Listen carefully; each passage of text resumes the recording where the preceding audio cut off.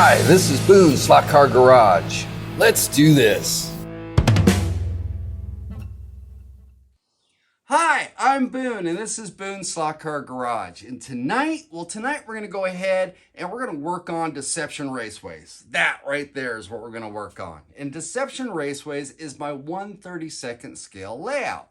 So, what are we going to be doing to Deception Raceways tonight? Well, what we're going to be doing is, well, let me grab it. Is this. And what this is a kit from Magnetic Racing. Well, yeah, it's a kit. So we're going to be building this tonight. Now, Magnetic Racing, if you've seen some of my other videos, you've known that I have done a few of their kits. And they're really, really cool kits. And they build them for 1/32 and 1/43 and HO, which is 1/64. And yeah, so that's what we're going to do tonight. But this kit that we're going to go ahead and build is that right there. And what that is the covered grandstand that they have. Really cool grandstand. I mean, it's got the roof on it. It's got skylights in the roof. It's elevated. Yeah, it's cool. And also check this out. So if we turn this around, we look at the backside. So there, like that. You can see that it has openings that you can go ahead and go up the stairs. So it's a back entry into it. And then the middle area right there is where you can go ahead and do like maybe a food kiosk, you know, where you can get drinks and hot dogs and that type of stuff. Or you could go ahead and turn it into like a merchandise store. So you can have like mugs and t-shirts and yeah, kind of cool stuff. So turn it back around. Right there.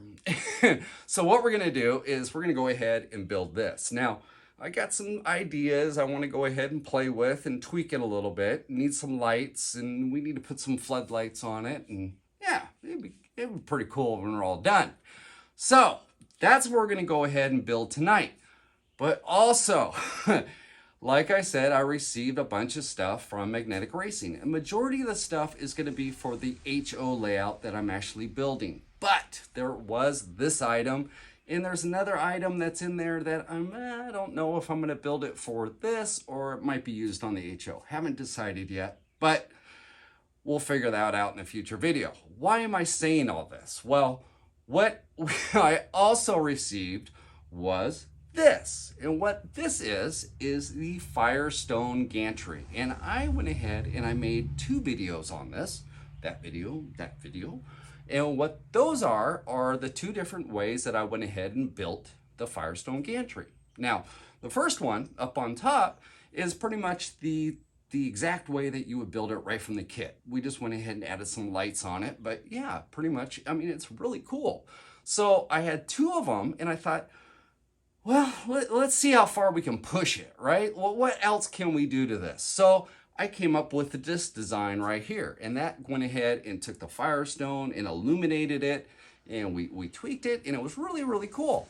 Well, Ian and Doug also saw the video, and they started looking at their kit, and they thought, you know, it wouldn't take much to go ahead and just kind of tweak this kit, maybe add a couple things to it, and that way, if you buy it, you could build it either 1 or 2 ways. So they went ahead, and that's what's in here is the new modern version of the Firestone Gantry, and you can go ahead and build it 2 different ways.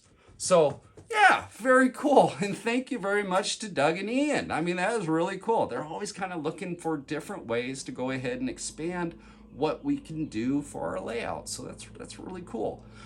But, okay, so I went ahead and I got these. Well, I got 3 of them. So what we're going to do tonight is that we're going to go ahead and we're going to give away all 3 of these gantries. Now, I haven't done a giveaway for the YouTube channel, and I thought, you know what? I'm way overdue. And I have 3 of these kits. So instead of just giving 1 away, let's give all 3 of them away. All right? So you don't have just 1 chance to win. You have 3 chances to win. Now, how are we going to do this? Now, I've seen some other guys go out there and they do a drawing or something like that where you make a comment and it goes into a different type of program and you put it in and it brings up your name. Yeah, that's cool. Well, I wanted to do something a little bit different. So what I came up with was this. And what that guy is right there is Waldo. And there's a game that's out there that kids can get that's like in this book. And it's called Where's Waldo? And you look through all these pictures and everything else, and you're trying to find this little guy somewhere inside there. Well, I thought, that's a really, really cool idea. So what we're going to do tonight isn't with Waldo. So we get Waldo out of there. But what we're going to do tonight is, well, Deception Raceways is built around the idea of from the 1960s to the early 1970s is kind of the motif that I went around, idea building this track with the different accessories and everything else.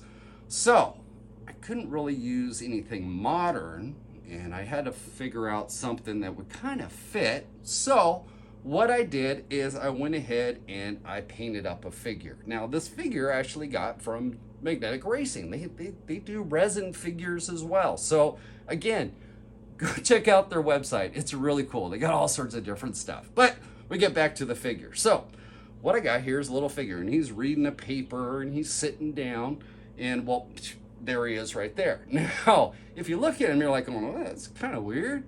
I think I kind of seen that guy before. Well, since it's kind of like the 1960s, 1970 thing, and I'm kind of a little bit of a Star Trek, I like Star Trek and sci-fi, I decided to go ahead and make a Captain Tiberius Kirk. So what we have is Captain Kirk, and we're going to try to find Mr. Captain Kirk. So what are we calling it? Where the hell is Captain Kirk? So what we're going to do is I'm going to go ahead and I'm going to hide this little guy throughout the video. And we're going to have 4 different locations. Okay, so in order to win, you need to go ahead and identify all 4 locations. I'm not looking for a timestamp. I'm looking for the actual location that he is at. All right, so if you identify all 4, and you're one of the first 3 to do it, you win yourself the Firestone Gantry. So, with that, what we're going to do is I'm going to go ahead and film, and we're going to hide this guy. He's reading his paper. He's trying to be all nonchalant. So we're going to hide Mr. Kirk somewhere around there, and you guys go ahead and see if you can find him. And in the meantime, we're going to go ahead and build ourselves a covered grandstand. So yeah, it'd be kind of cool. We're gonna do all sorts of things. So saying that, go ahead and grab yourself a cup of joe, maybe some popcorn, and let's do this. All right, so first thing we need to go ahead and do is we need to get our kit out, and next thing we need to do from there is find the instructions to build our kit. So what you have to do is go to the Magnetic Racing website, and on the packaging, you'll see these 2 stickers right here. And on this sticker right here in the middle is the passcode that you need to go ahead and enter into their system, and it will go ahead and bring up the instructions. So let's go ahead and do that. So what we need to do is we're at the Magnetic Racing website, and look at all the stuff they have. Really cool. But let's go all the way down to the bottom where the instructions are at. So you go all the way down at the bottom in this gray area down here, and you'll see off to the side, it says links, shop, customer photos, about us, and underneath about us is instructions. So go ahead and hit instructions. So come on, there we go. So we hit instructions, and bam, there comes the instructions page. So it's circling this area right here on this decal, and what that area is where your passcode's going to be. So what we need to do first is we need to go down and we need to identify what kit we have. Now this is the 018, this is 018 kit. So if you come underneath here, you'll see all the different kits that they have, and we'll go down here to 018. This is right here, the covered grandstand. So we'll go ahead and hit that, and I'll bring it up to this page. And what we got to do now is go ahead and enter our passcode. So what I'm going to do is go ahead and enter that in. It's going to bring up the instructions, and we come back, we'll see what we got. So I went ahead and I entered in the passcode, and it brings up the instructions, how to assemble the 018 covered grandstand. So in here, the description through here just kind of gives you an overview of how to assemble it, as far as applying glue, how to go ahead and properly care for, applying your paint and different things. Tells you the way that the tools that they want to go ahead and use, like a hobby knife to go ahead and trim the pieces out, maybe a little bit of sandpaper to sand some of the edges, and just enjoy yourself while you're assembling it. So if we go on through here, it brings it down and we can start seeing the schematics as far as how to assemble this all together. So what I am going to do is go ahead and get these pieces out, get them all trimmed up, maybe the little nubs that are on the side, take a little bit of 220 sandpaper and lightly sand it, or maybe an emery board that you'd use to file your nails with, and just kind of clean up all the pieces and then get it assembled. So what I am going to do is go ahead and get it assembled, and we're going to get it to, I'll show you right down here. You can see it goes on through. It's kind of cool. I mean, really good pictures on how to do it. We're going to get it down to this point right here, where we're actually starting to put in the slats for the grandstands, the seats. So I'm going to stop right at this point. So at this point right here. So prior to actually putting in the wood slats. So I'll go ahead and get that assembled, and we come back, we'll see what it looks like. Okay, so at this point, I built it up to right here, just before I'm starting to attach the seats. Now, if you read in the directions, Ian and Doug recommend that you go ahead and get the major structure, as far as this area, built prior to putting the actual seat backs on, or the treads or anything else. So you get it to this point right here, okay? So what that is we have the general structure of the grandstand built, okay?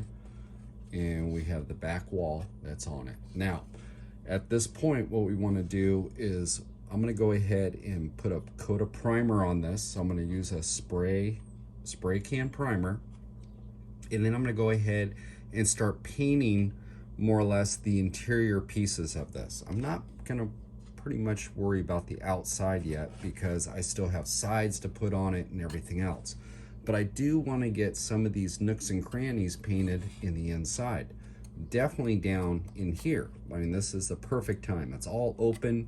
You can go ahead and get a coat of paint down in here, and it just makes life a lot easier, and your kit will turn out that much nicer as well.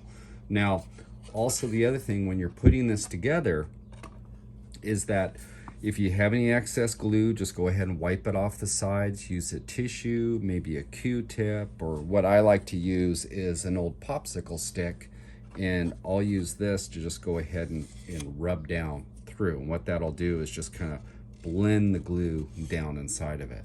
So that works good for me. Another thing is that you want to have either a straight edge, like a square, to make sure when you are gluing things together, everything is nice and square, because this is our foundation. And if this is off and we start trying to build the other portions of it and it's off a little bit, that's going to multiply as you build it. So make sure that everything is nice and square. So get yourself, a nice straight edge, or what I like to use is an old Body Shop dolly, but it has nice true edges to it. So I can actually use this, and put on there like so, and it has some weight to it. So when I'm gluing it down, I can go ahead and weight it down as well. So just kind of use your imagination as far as something that you can use to make sure that when you're building this, everything is nice and square. So what I'm going to do now is I'm going to go ahead and take it from this point. I'm going to go ahead and prime it. And like I said, I'm going to use a spray can primer. And then I'm going to use acrylics. So I'm just going to use regular brushed on acrylics, and I'm going to brush everything. I'm not going to spray it with an airbrush or anything else. Just go ahead and brush it.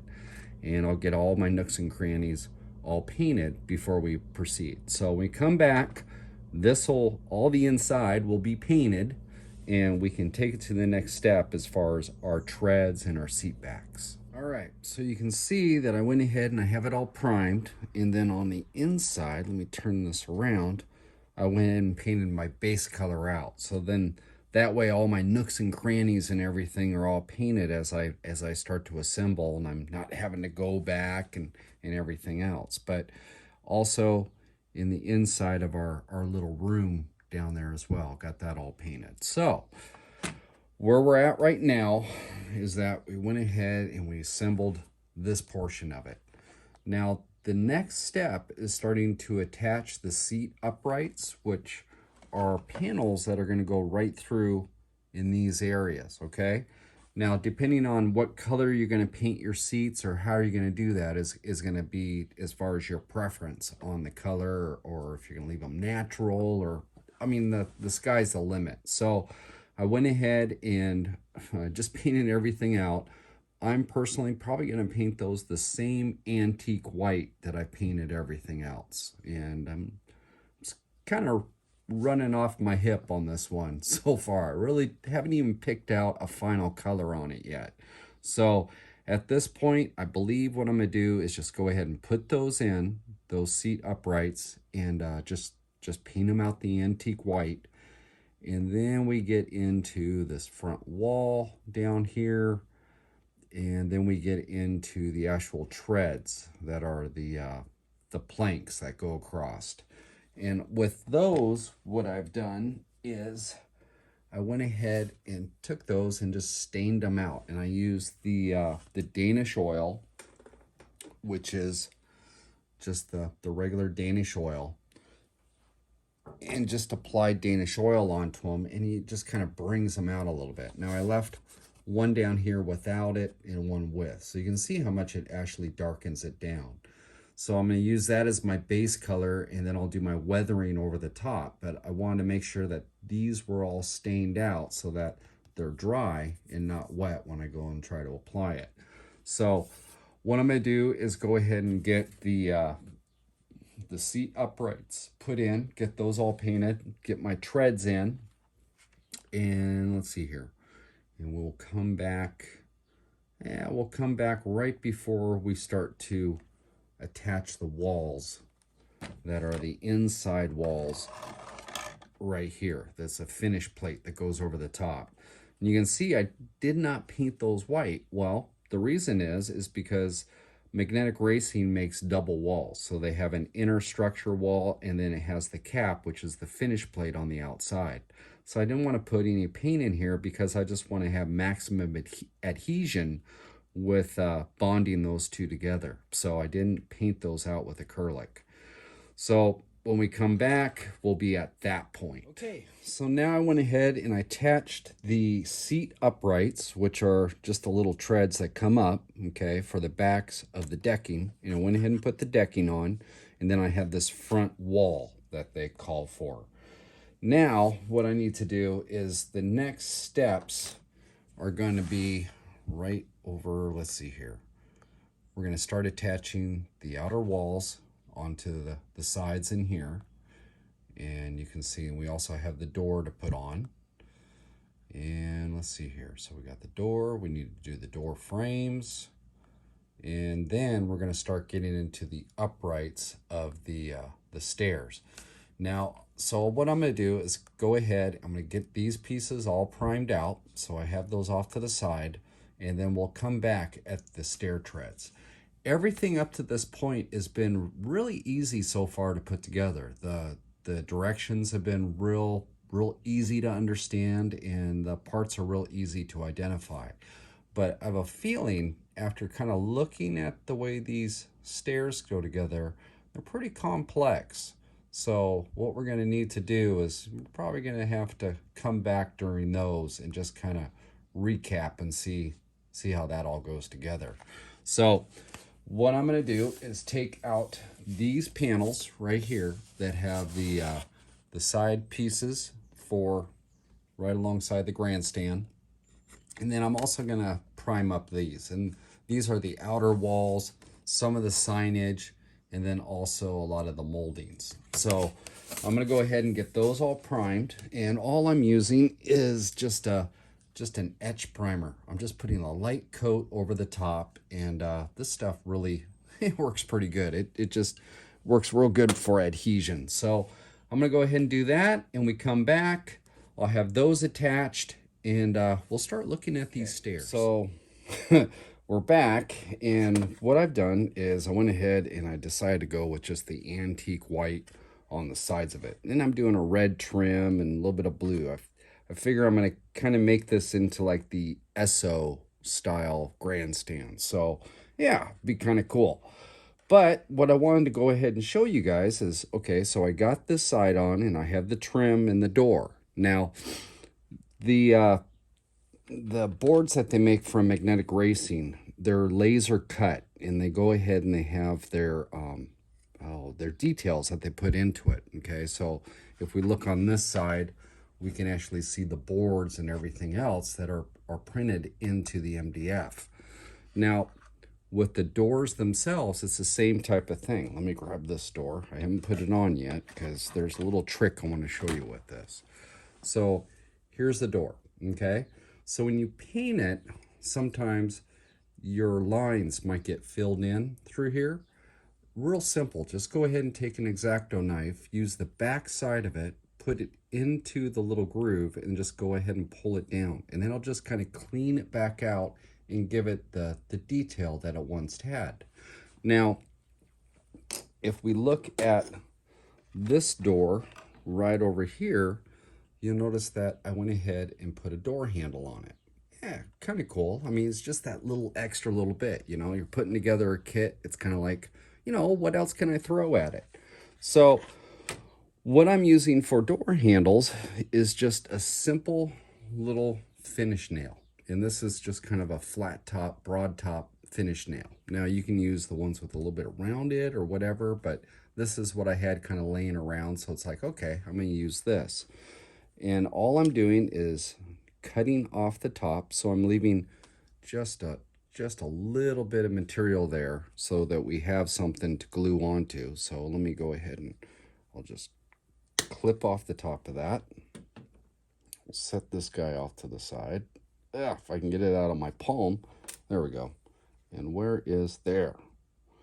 There's our little nub at the end that we can use for our handle. So how we're going to do this is set that down, set this off to the side, get that out of my way, and I'll just take my hobby knife or X-Acto blade, X-Acto knife, and where the detail is for a handle, just go ahead and take your blade, set it right down in the middle of it, and just kind of bore a hole into it, you know. Just kind of go down, it'll just make a little bit of a hole. And then when you have a hole like this, just take your finish nail, put a little bit of super glue on it, and glue it on the end, and you have a door handle. So yeah, kind of a cool little trick. So that's the one thing you can do. The other thing is if we look at this side, and you'll see all the boards and stuff. Well, I went ahead and put some cross sections in here as well, just to make it look like it's different boards. I mean, that looks good. That's all nice and clean and everything else, but I just kind of want to make it a little bit more weathered looking. So I went ahead and put some cross into my boards so it looks like they're individual boards. And then I'm taking my X-Acto blade. So let me show you. So if we go over here and we just take, say, this board right here, and all I'm going to do is just draw a line with it like so. And there we go. We have a break in the board. Now, you'll also notice that I kind of stressed out the wood and I stressed out the door. Well, it's just a matter of taking your blade and then just kind of putting some light little marks into it. And the cool thing with the white is that it just shows up real fast. So just like so. So what I'm going to do is I'm going to go ahead and get this other door assembled, get that on there, get the trim on it, do a little bit more distressing and making some boards on this side, and then we're ready to attack those stairs. So we're up to the point as far as putting in the stairs, and I've got them all assembled on this side. And the cool thing is I get to build ahead and kind of figure it out so that when it comes over the other side, I can explain to you guys how exactly how to do this. So the stairs are a little bit complicated, but they're really not that bad. The cool thing is that Ian and Doug have went ahead and put all these different keyed locations for mounting points that make things real simple. Because if you get the correct part, it's keyed, you know, say like here and up on top, so that it fits just the way it's supposed to be. I actually had it upside down. So it's going to fit right in here, and then it'll come over and fit down here at the base, right in there. There's a little notch. So that's not bad at all. And what we have here is that we go ahead and we put the stairs on. So we put this outer, the support or for the treads, and go ahead and put that on. And then what we come back and then put the treads on our staircase. So we just need to go ahead and glue this guy in, and then when we come back, we'll go ahead and put the treads in. And it's real simple, real straightforward. The one thing I do recommend with this part is make sure you do all your painting of all your little pieces like this ahead of time, because if you get this in there, trying to paint this afterwards is going to be a real challenge. And really want to get that in there first, you know, as far as all pre-painted, and then go ahead and assemble it. So what I'm going to do is I'm going to go ahead and put this side in. I'll put the treads in, and then we'll go ahead and put this finish plate in. So we come back, I'll have this in, the treads, and we'll go ahead and install the finish plate. Okay, so now I have the riser in and I have my treads on it. And you'll notice on the outside of this, it's just raw primer.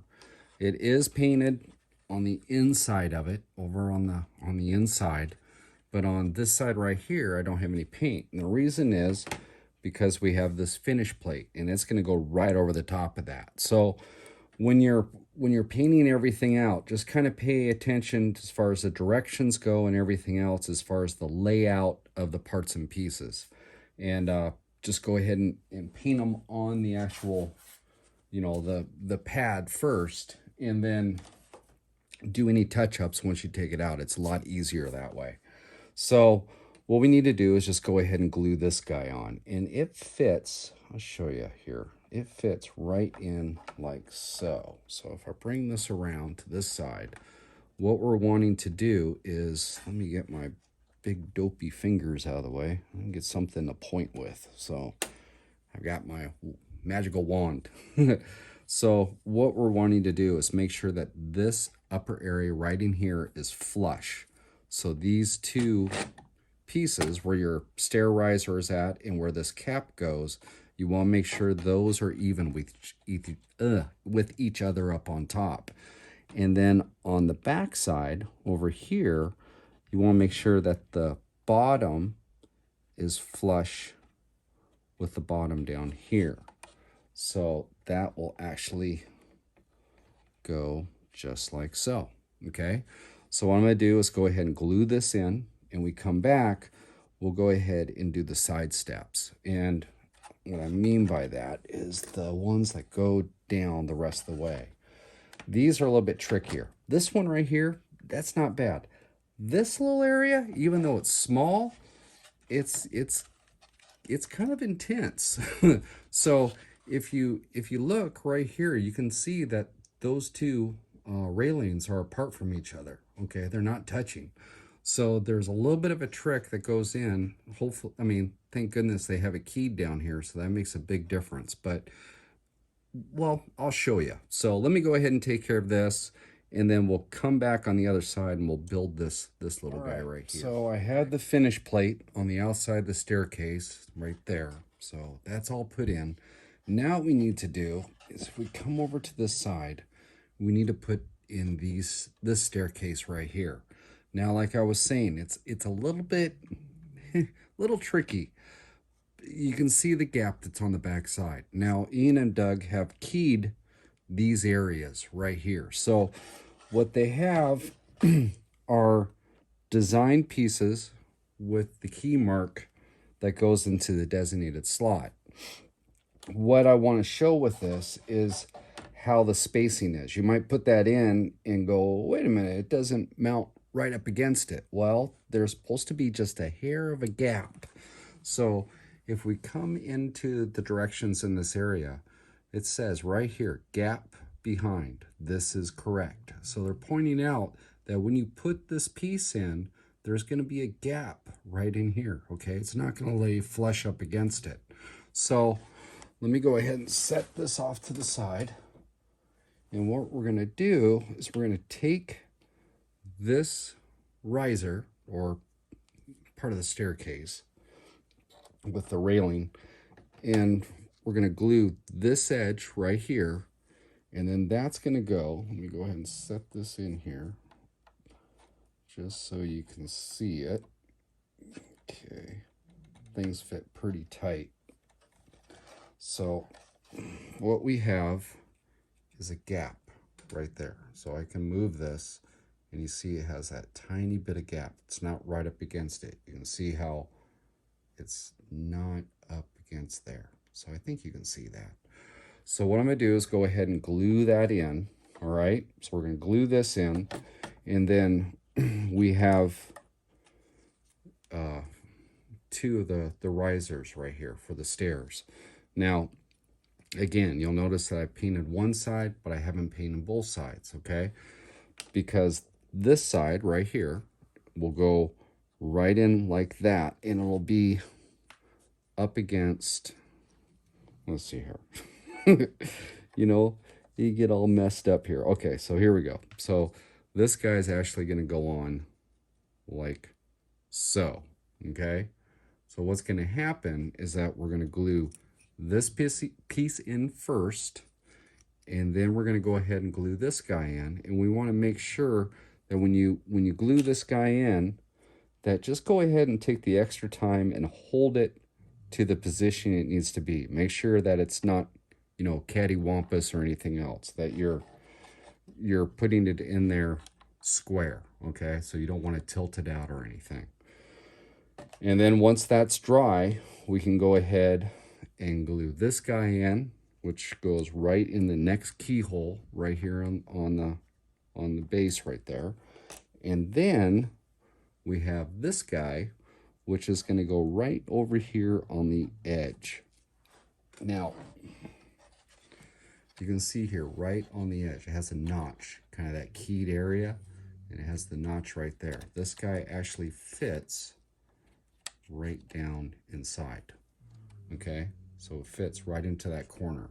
So when you're putting this one in, it's kind of critical. If you do have any squeeze out as far as your super glue, make sure you clean that edge, because if you have, okay, let's see here. So if you put this in like so, right, and you have glue that's protruding out, when you go to put the side piece on the finish plate, it's not going to fit flush, okay? So pay a little extra attention to as far as the glue. If you have any squeeze out, make sure you clean that off. Wipe it off, or just make sure that it's nice and flush. So I'm going to go ahead and do that. And then what I need to do is put in the stair treads. So I'll put in these stair treads.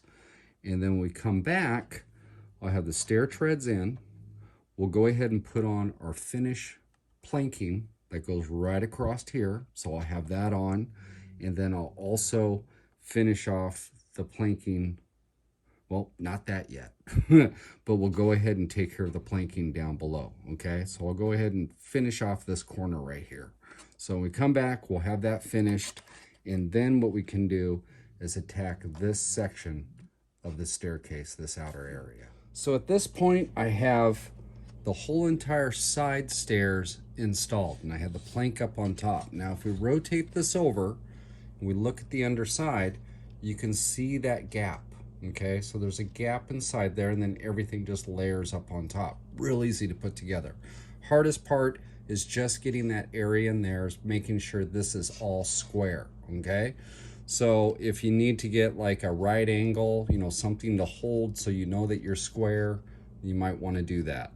So once you get this all in, and we have our planks and we have our treads in and everything else, and hey, it's starting to take shape pretty good. Now what we need to do, okay, so let me go ahead and I'll fast forward through all these different instructions that we went through. We got plank in. Now we have this side stair support. So this guy right here, kind of a weird looking piece. Now, where he is going to go, which the top area is keyed, okay? So it's keyed up in here, and your pointy side, point goes up. So what we need to do is, if you look right here on the back wall, you'll see these two holes, okay? Those guys line up right with that. So what we want to do, let me go ahead and get this guy in here. And you might, you know, it's always wise to just test fit this stuff ahead of time, because they do such a nice job as far as with the laser cut that everything fits real nice and flush and taut. So it's kind of nice. You can actually push something in and then just kind of test fit it before you go ahead and commit to gluing it in. So I went ahead and put that up there. And now if you look down here at the bottom, you'll see how this drifts, okay? What we need to do is not only glue it up here on that area, but we also need to glue this end. And then that is going to fit right against it like so, okay? So it's gotta be flush. Now, let me get right up in here. So if you see how that is and see the bottom, okay? So you want that to fit right up into there. So it's parallel on the bottom, okay?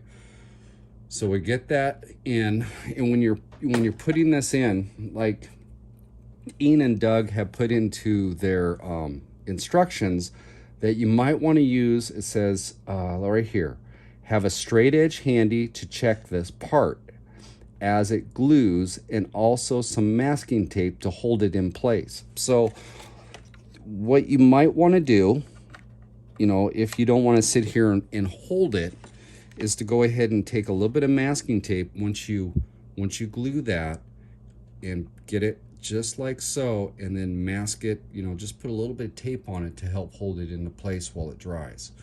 Or you can, you know, depending on how fast your super glue dries, you know, they suggest using the Gorilla Glue, and I stand by this stuff. This stuff is wonderful. The super glue Gorilla with the gel, great stuff. So it dries pretty quick. So if you just put a little dab right there and one up on this upper area, it's only going to take just a couple minutes for it to kick off, and then you can, you know, relax and set it down and let it cure out the rest of the way. So once we have that on, and I'll go ahead and glue that on, then what we need to do is jump over here. You'll see there, go through all these instructions explaining how that goes. We need to put on our upper planks. So the backing boards, these guys, there's going to be a couple that are going to go through here just to finish that off. And then if we bring it down, you'll notice that, and then we start installing the sides. So the side panel, which is this guy right here, okay? And it goes obviously right here on the side. So when we come back, I'm going to go ahead and have these guys installed. I'll have this put in, obviously, and I'll have this guy in, and I'll go ahead and put those backing plates in for where the seats are at. And then I'll go ahead and put in the treads that are up above here, okay? We'll do that, shows all that, really goes into explanation of everything. And then we get to where we're putting in the seats, okay? So when we come back, we're going to be putting in our seats. And there's a couple things that we need to do before we install the seats. And what I'll kind of give you a hint. And what that is if we look at this, okay, we have a gap right here, all right? And if we turn around to this side, we can see that gap up inside here. Well, the seats that they have they have cutouts in them. And if you, I'm going to put a light in the inside of this. Well, if I put a light in the inside and I have a seat that has vents in it, we're going to have a row of seating here that's going to be all lit up. You know, maybe it's the VIP seating. I don't know. But what we need to do is put something on the back side of those seats so we don't have any light pollution that's coming through and illuminating areas that we don't want to have illuminated. So I'm going to go ahead and take care of this, get it all to that point, and we come back, we'll go ahead and start addressing our seating. All right, so I went ahead and I installed the sides and I got a little bit of the seats in. Now, you notice that I haven't installed all of them. Well, there's a couple reasons for that. One of which is when you put the seats on, if you notice, here's a seat that I hadn't painted. If you can see through it, okay? So it's got like planking on it. Now, on certain areas, it's not so much of a big deal, but on the lip, so on this lip right here, when you set the seat on it, it goes right over the top of one of those open areas. And if you have white paint or maybe a bright yellow or even a red, it's gonna show up through your seats. Now, that may not be such a big deal, but I was using white, and if you set that down there with white, you would see white between it. So what I did is just take a little bit of black acrylic and just kind of blank out that rung right there where that support comes up. So it just kind of hides it a little bit. And then also in this area, this open cavity, I had that with some white and there was some gray in there with a primer. And I decided just to go through and hit it with some black acrylic. That way when the seat is down in here, you don't see white, okay? So we have that. Now, you'll notice also, I left the top row off. So I'm gonna go ahead and put lights in this, and I need access up in this area to go ahead and put the wires down. Don't know if I'm running through the middle or probably off to the side, but I need to have access points so I can go ahead and route my wiring. Not a big deal. We can always come back and put the seats in. So there's that. Now, on the seats themselves, you know, you can go ahead and just paint them out just real solid and make it a real solid, crisp color. Or what I did, if I take one of these, it's kind of hard to see in this light, but I only put one coat on it, and I didn't prime these. And the reason why I didn't prime them is because I want to weather them a little bit. I want to take a little bit of sandpaper to them, and once they're on there, and kind of mar them up a little bit, and I want to have that wood kind of popping through the paint. So I just went ahead and put one coat on my seats, and I didn't put a wet coat on it either. So if I take this, I'll just load up a little bit of color. And what I did is just go ahead and just almost like dry brush it. We're just putting on a kind of a light coat, just enough to get the pigment of the paint on there, but it's not heavily covered. That way when I come back, you know, let's see here, I'll just kind of go like that. You know, it's still, you can barely see through it. It's not real covered with that blue. You can still see a little bit of that wood popping through. So it kind of looks like it's been, you know, it's been sat in a few times. So let me go ahead and set that down. I'll put this off to the side over here. Now the idea is, if I take that and I take a little bit of 100 grit sandpaper, and then obviously I'll finish this off when it's on, but I just kind of want to show you guys up here. So if I take this and I take my sandpaper and lightly scuff it, I can get this so I can get that little bit of wood to pop through on the edges. I don't know if you can see that, but it just kind of pops through just a little bit. So it kind of makes it look like, you know, it's been sat in a few times. You know, kind of a cool little trick. So there's that. Now, we're still not done with seats. Now, I showed you this and how that's going to go in there, and they just glue in. Now, we have this open cavity right here. And if we go to the underside, you can see all the way through it. And those seats will sit right in here. So if I take one of these seats, I just set it up in here, whoop, but you get the idea, okay? Now, if I put a light in the inside, these seats are gonna also become illuminated because you're gonna be able to see right through them. So what I decided to do is I have a little bit of balsa hanging around in the garage, and this is just a regular little thin wall balsa plank. You could probably use like 1/4 inch by, shoot, I think this is like 1/32. And what I did is I went ahead and spliced it in half. So I took this, split it down the side in the middle, and made 2 separate planks. And then I took those planks, and you can see I painted them black. Now, if I take this, the way these mount is that they rest on the sides here, okay, on both sides. In the center, actually, it did such a good job building these boards. Everything with that laser cut is really nice because everything's real precise.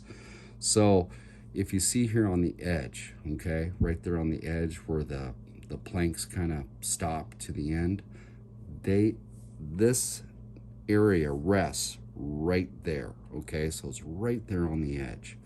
So as far as the length of this, I went ahead and made these so that they will sit. Let me turn this over so you can see it a little bit better. So they will sit just and cover those holes, okay? So there's a little bit of material hanging out that we can go ahead and glue on both sides. So what I'm gonna do is go ahead and take this balsa, glue it to the inside of this so it covers up those areas. Now remember, the front side actually will be hidden because of this area. So we only have to concern ourselves with the back side of the one that's the actual seat. On the seat back, you can see both of those, okay? So I have one of these there. So if we take this, you can set that over the top. It covers both of those, okay? So what I'm gonna do is just go ahead and glue those in, make sure those are all dry, and just go ahead and set them in. So when we come back, I'll have the rest of the seats put in. I'll have my little blockers here, and yeah, we'll see how it turned out. So I went ahead and I have the seats minus my top row in. So, and I went over that. We're gonna save that for later on when we start putting the lights in this thing. But if we turn this around, we'll see how we did. So if we look at that up in there, you can see where those planks are at.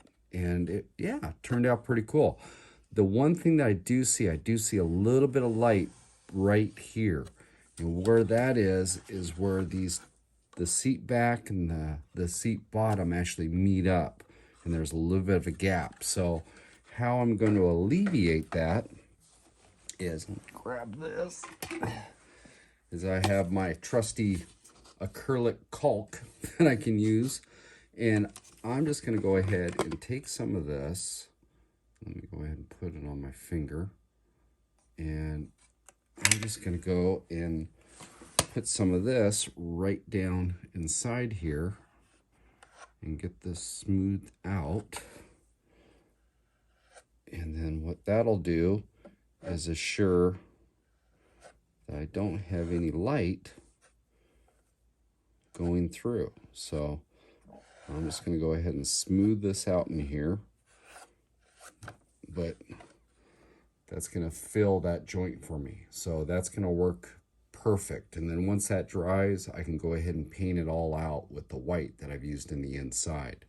So I'm going to go ahead and do that. And then it looks like we also need to go ahead and put on the railings up here and finish that out. I've got this all over my fingers.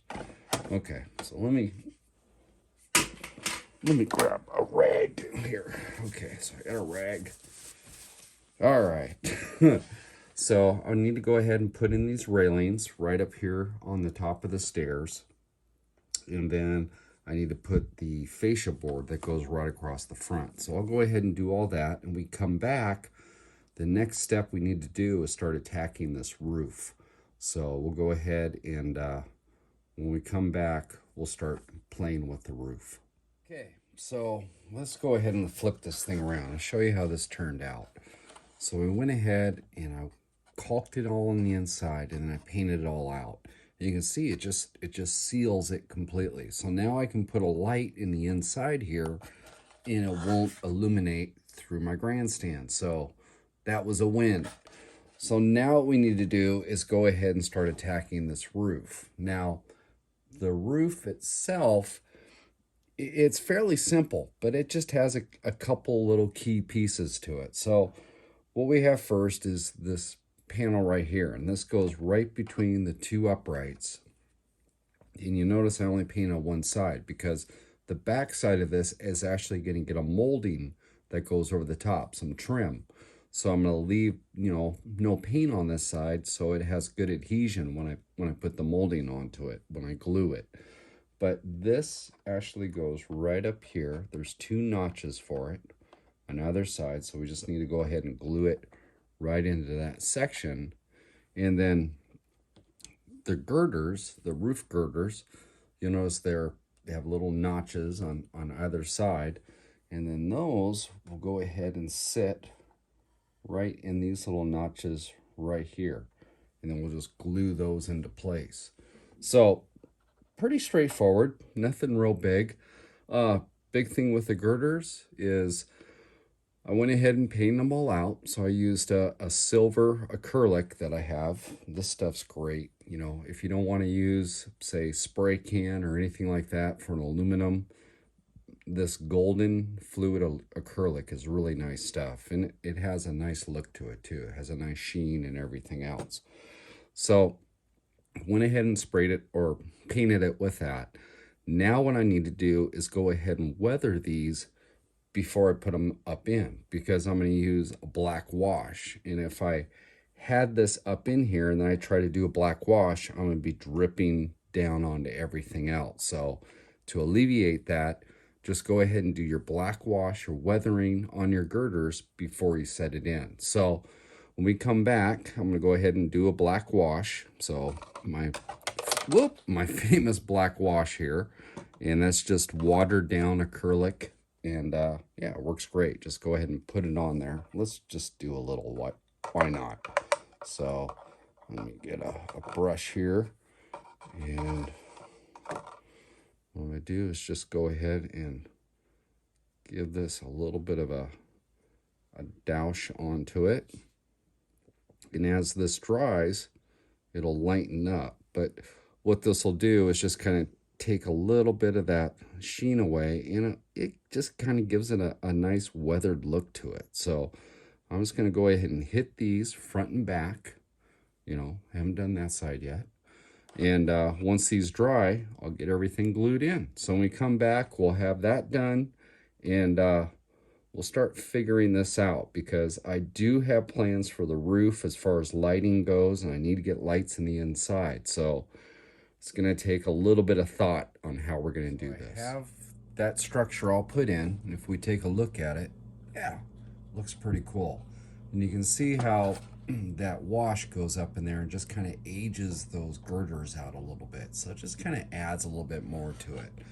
And you want to do that off because it is a wash and it's watery, and it's going to drip down if you don't do it off. Otherwise, you're going to need to cover this area in order to do it. But it's real easy just to do it beforehand and just go ahead and set them in. And it's one less thing you have to worry about. So we got that all in, got the front all on there and everything else. Now, refer back to their instructions. We're at this point. We have the girders in, we have that fascia right there. And now what we need to do is go ahead and start adding all the little trim that goes around the edge of this thing. So all the door openings, all the side, the corner trim, and everything else. So what I need to do at this point is to go ahead and get this all painted. So I'm gonna go ahead and paint all this gray, all the gray white. Now, if you were to spray this ahead of time, you would have it all painted already and you just have to come in and do some touch-ups. But I wanted to go ahead and paint this by hand and then add those effects that we did down into the inside down here and make that paneling. So I'm going to use this same technique as far as the aging and also, you know, making those little cross pieces in there on this paneling on the outside just to give it a little bit more character.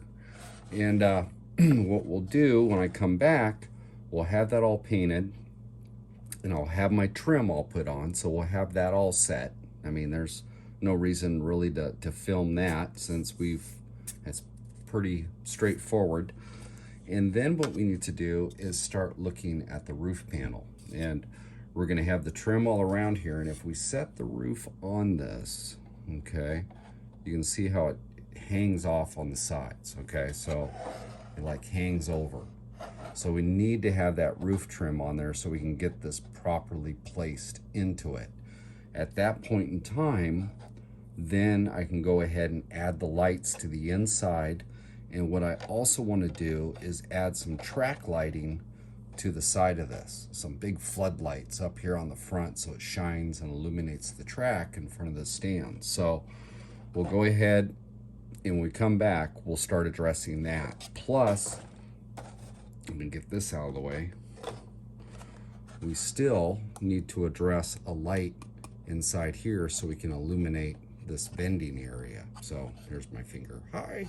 So we'll get that all lit up as well. So when we come back, we'll start playing with some lights. So before I go any further with this, I just want to show you something. So I went ahead and did the front, and I went ahead and made the little panels and distressed it, and the same with the side. And I'm on the back, and I'm not done with the back yet. Now, I have one coat on this, all right? So I'm brushing an acrylic, and it's antique white, and I have one coat that's on it. And you notice, if you look at it, it's a little blotchy, okay? And I'm kind of going after that effect because I don't want it to look like a brand new building that's been on the layout. I want something that looks like it's been there for a while, you know, it's aged. The paint isn't the greatest, you know.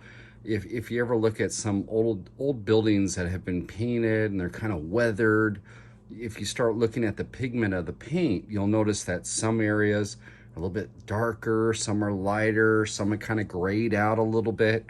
So the first part of this weathering that I'm going to do is going to be handled when I actually apply my first coat. So if we look at it, you can see in here it's a little bit more gray. There's little splotches up here, a little bit darker as far as more pigment of white.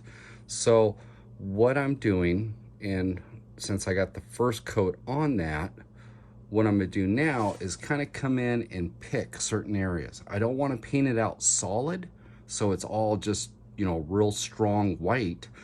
I actually want to leave some of this grayness that's through there. And what that gray is the primer that I have down is bleeding through the color just a little bit. So I'm gonna pick out some of these areas. So like right up in here, I'm just gonna go ahead and put a little bit more white up in here, and then I'm gonna drag my brush downward. And what I'm doing is I'm just kind of blending that paint out, and I'm drawing it down onto the boards. You notice I'm not going back and forth, I'm going with the length of the board. That's important because we want to make sure that our boards individually are getting that color and it's coming down with it. If you went sideways, it wouldn't look natural, okay? You want to kind of bring it down, and that way it's going to create kind of that streakiness that we want. So I'm just going to go ahead and hit some of this here and there, and I'll show you what I'm talking about. So if we come down a little bit in there, and I'm just pulling the pigment of the paint down into certain areas, okay? So if we do that, there's a little bit too strong of gray right in there. And I'm just gonna kind of flow it around a little bit, blend it out. You notice my brush is kind of dry now, but I'm still working the paint. Okay, I'm still kind of pulling it down, kind of getting that effect.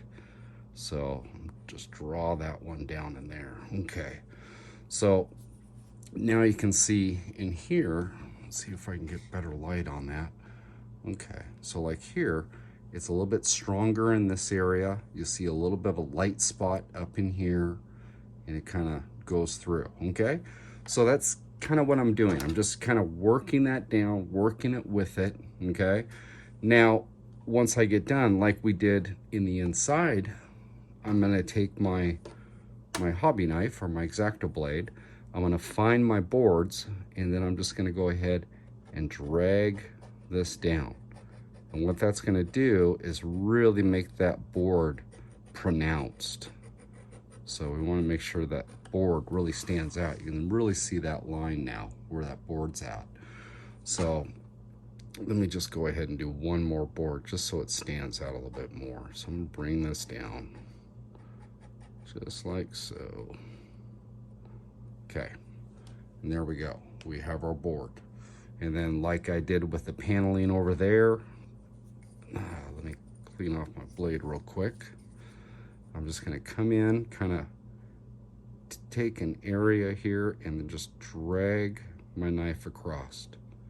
And now it looks like it's an individual board. So what I'm gonna do is kind of go back through this.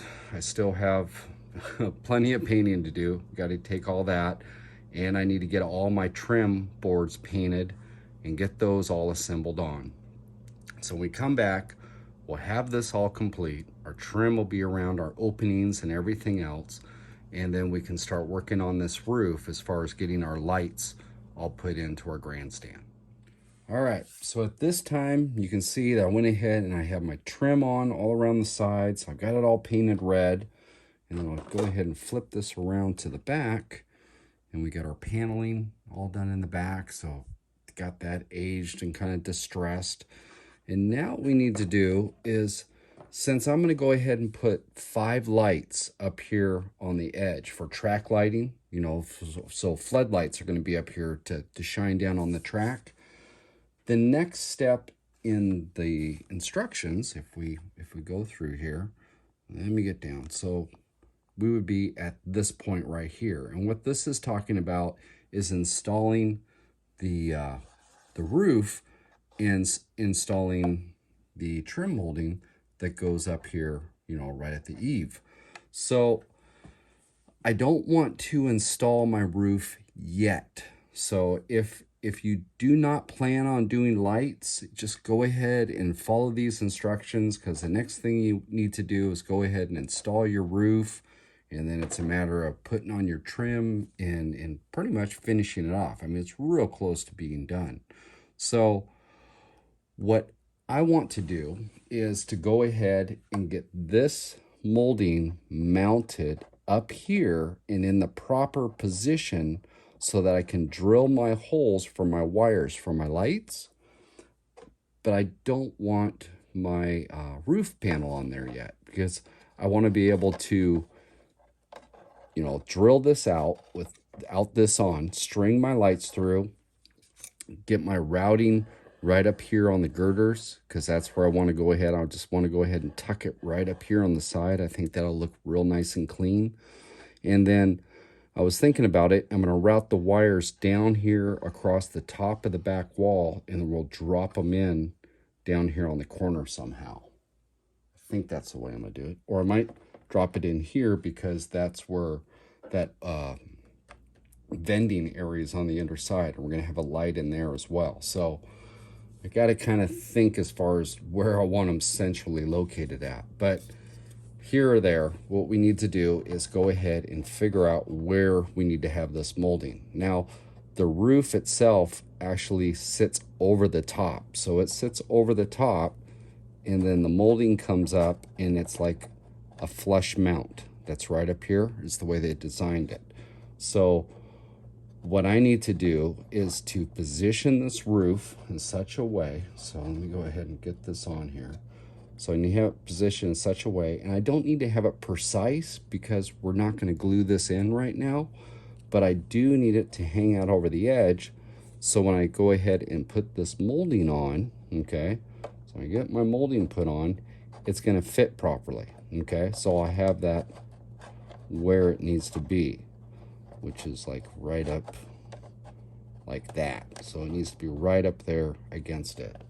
So by doing that, what I'm going to do is probably take a little bit of masking tape.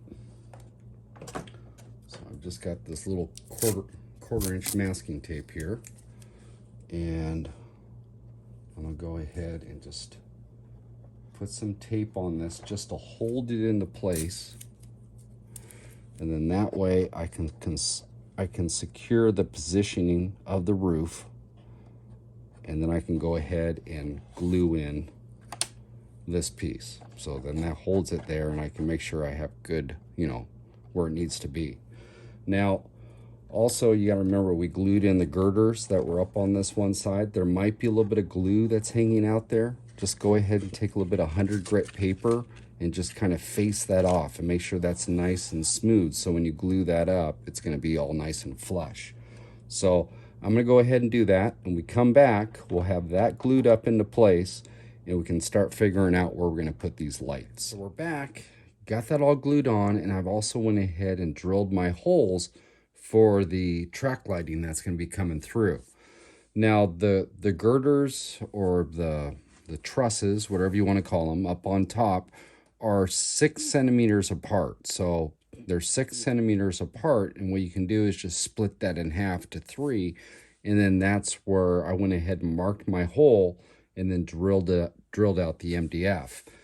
Now with MDF, it's, if you've ever drilled it before, if you haven't, you really want to start with a real small bit at first and just kind of work your way up to a larger bit, because MDF has a tendency of just coming apart. So just take your time, use multiple bits, start out real small, kind of move up a little bit more and a little bit more until you get to the hole size that you need.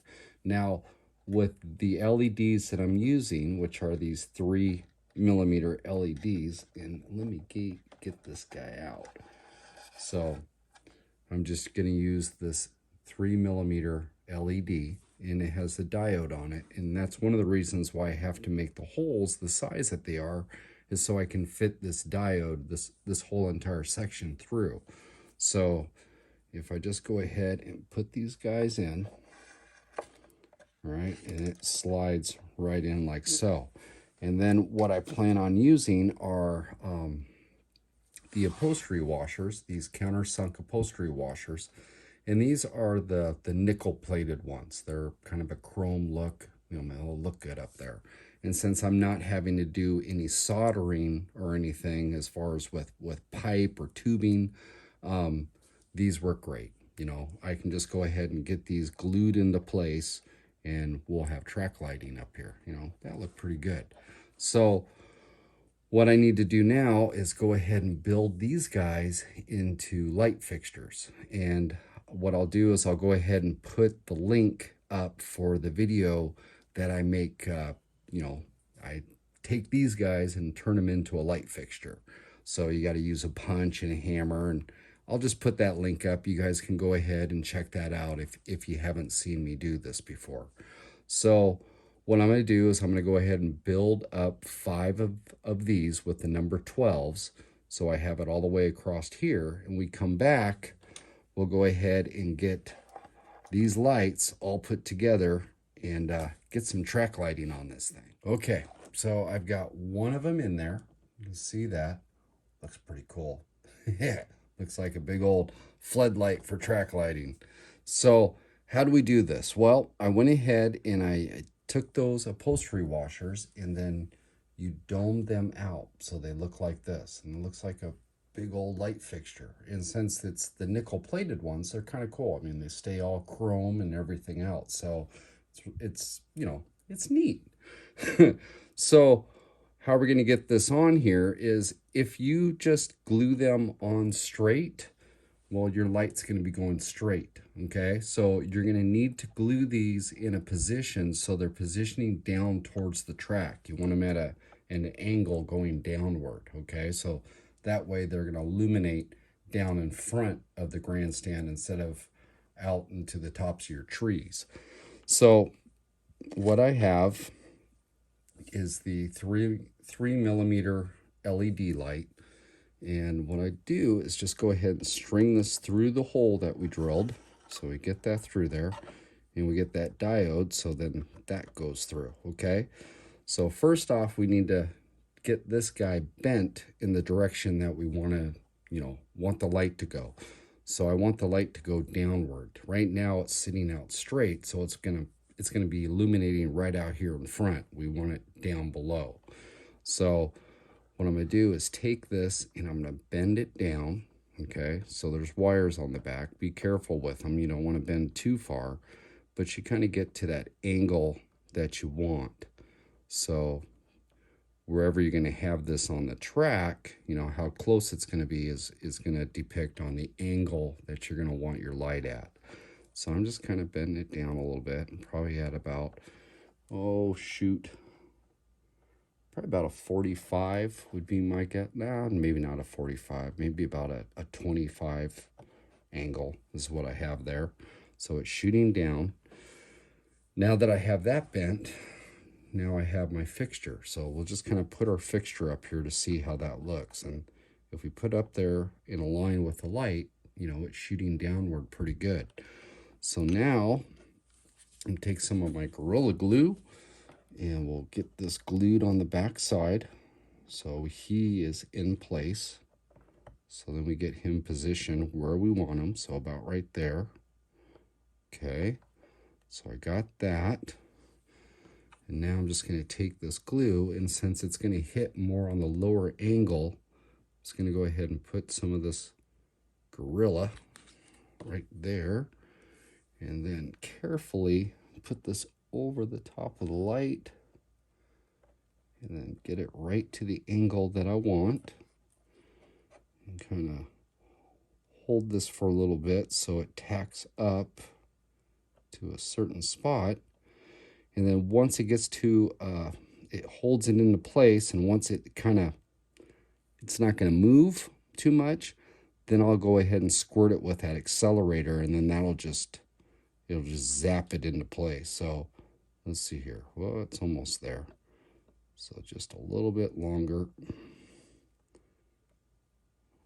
Almost there. Yeah, it's about there. So then I'm just going to hit it with that real quick. Come back up here and then hold it like so. And there it goes. We've got another floodlight. So I'm going to go ahead and finish off the other three, and we come back. Then we can start figuring out where we're going to start putting our wires. All right, so now we have those all wired in, and yeah, they look pretty cool. So that should light up the track pretty good over there. So now we have is all our wires. So we have all our pigtails hanging off the back side. Now, before we go ahead and cap this all out, there is one more light that I want to go ahead and add, and that's to the underside of our roof panel. So our roof panel goes right like this. If we set that right on there and we bring it back up, okay, so what I'm wanting to do is take this light and we're going to put it down here towards the back side. That way the signage that I'm going to have on the back wall in here will be all illuminated with this light. So I can go ahead and set this just over here off to the side, and we have this panel. So what I'm going to do is run it right back here, so towards the back. So since we have the skylights, I don't want it protruding out through these skylights. I want it back in this corner. So what I'm using again is one of the 3mm bulbs, and you can tell that I put a 90 on it. Okay, so I bent it at a 90, and then I have my upholstery washer that instead of doming it out, I've kept the top flat. Okay, so this is what they normally look like. They're all countersunk. And what I've done is driven the center here and made it flat. So the top is all flat. So it turns out to be kind of a cool little fixture. So what I'm going to do is just go ahead and set this guy in here like so. And then it comes out. And then on the top, the wires are laying flat across the top. So it makes it real easy to, just go ahead and wire it in. So how I'm going to do this is just simply just take a little bit of super glue, and let me get my light because it dropped. Oh, dropping stuff tonight. So we have that. I'm just going to go ahead and add a little bit of super glue to the back side of this, and then set my light right into here. And just hold it like that, and it will, when it dries, we'll have a nice little light fixture. So it'll just set right down there in the middle. Okay, so I'm going to go ahead and get this dry, and then I'll just go ahead and glue it directly to the roof panel where we need it. And yeah, now it's just a matter of trying to wire all those guys up together. All right, so we're back, and what I've done is, let me go ahead and tilt this up. I went ahead and attached my light down here at the bottom, so you can see that, and then I've got all my wiring in, and I did it in series with these lights as well, so you can see how those all go together. And then I soldered these together to one wire, and then ran that wire down here, and then connected them back in this corner, and then I'm dropping them straight down. Now, if we look at this inner side right here, right in that area, my wires are actually traveling in the middle of this pipe, okay? And what I'm using for that is some aluminum tube, and it's a 1/8 stock, or what they consider this. It's 3.18 millimeter aluminum tube. And it works pretty cool. I mean, it looks like it's, conduit or something like that. And you can run your wires down through it and kind of hide them. And at the same point in time, you're kind of dressing them up too. It's just adding that much more to your kit. So what I am going to do is, like I said, I'm going to run them down through the back wall, right in here. Okay. Now I've cut a short piece of that tubing, and I've drilled a hole down here at the bottom on the underside, right down in here. And what the plan is, is that I'm going to go ahead and run my wires through that hole. Okay, so these wires, and then I'll take my tube and run the wires through the tube, so that when it's going down the back wall, it'll look like there's a pipe back in here. You can't see it with my hand in the way, but there's going to be a pipe back in there. And it just, it's just kind of cool. I mean, for one thing, it works good as far as hiding your wires, but then it adds just a little bit of extra detail that, it's just kind of cool. It's kind of that wow factor. So I'm going to go ahead and do that. And then once we have that all said and done, when we come back, we need to go ahead and get our roof glued into place. So I'll go ahead and set my conduit, and we come back, we'll go ahead and finish up this roof. Okay, so I went ahead and I have our pipe glued onto the back wall and our wires running down through it, and yeah, it looks pretty cool.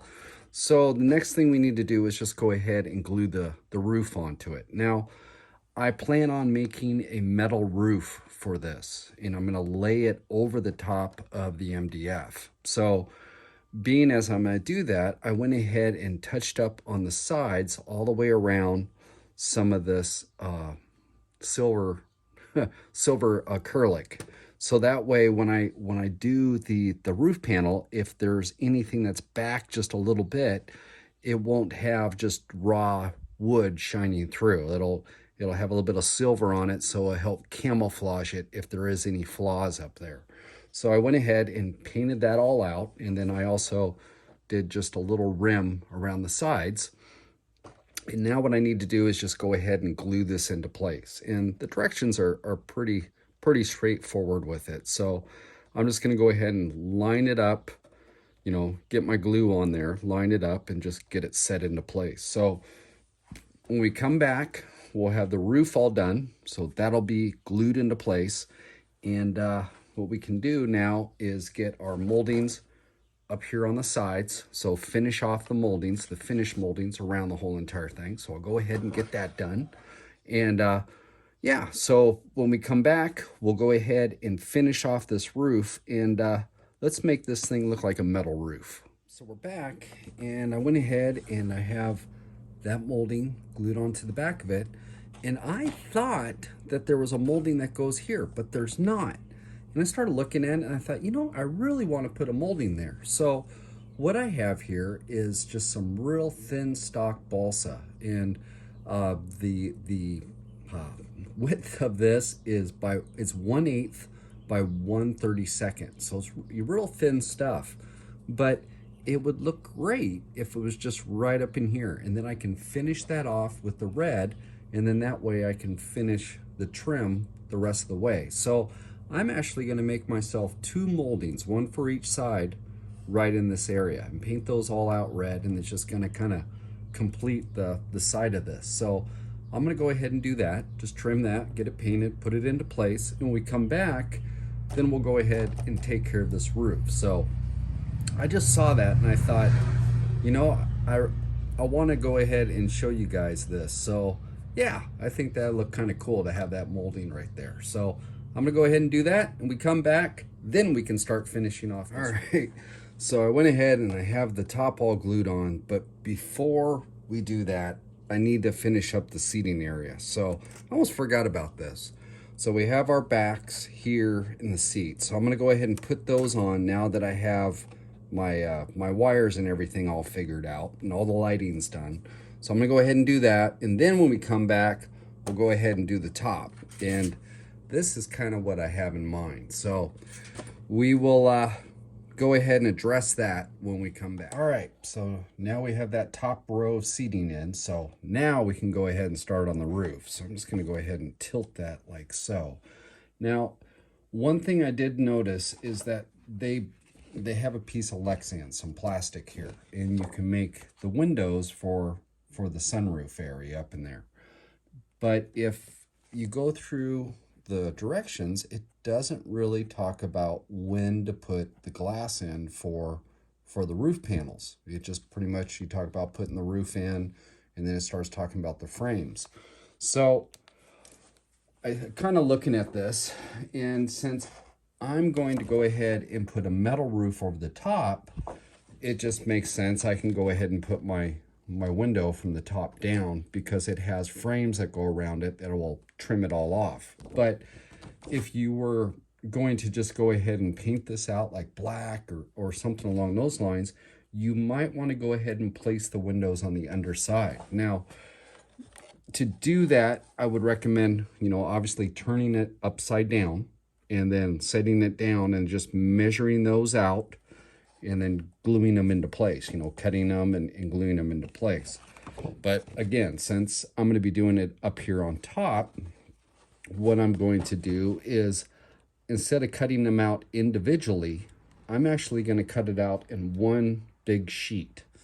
And the reason for that is pretty much, you know, I'm going to cover this with tin foil, okay, and make a corrugated roof, and it will hide the edges and everything else. Plus, it'll just make it a lot easier to just go ahead and have one piece to go ahead and set down onto it. So how I'm going to do this is just go ahead and take a Sharpie and put a couple dots through this so I can line up when I trim it out. And I'm just giving myself about a 1/4 inch of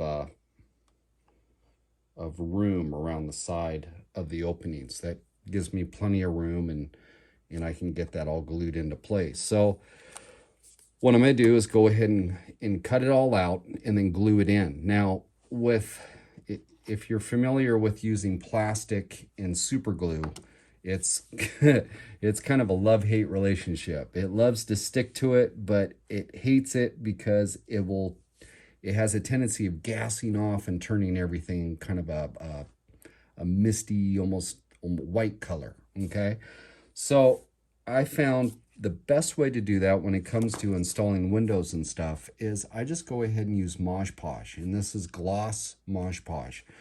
And if you just put on a thin coat, you know, you don't have to go wild with it, just a real thin coat. And the thin coat will allow enough adhesion that it'll just stick right to it.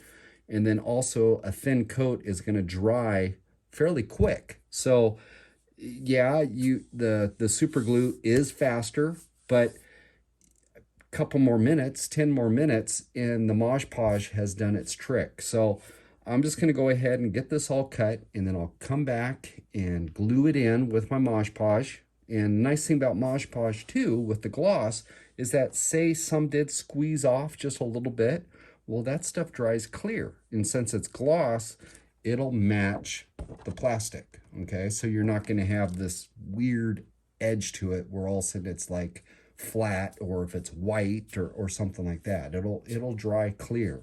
So I'm going to go ahead and do that. And then we come back, we can go ahead and start adding our metal roof.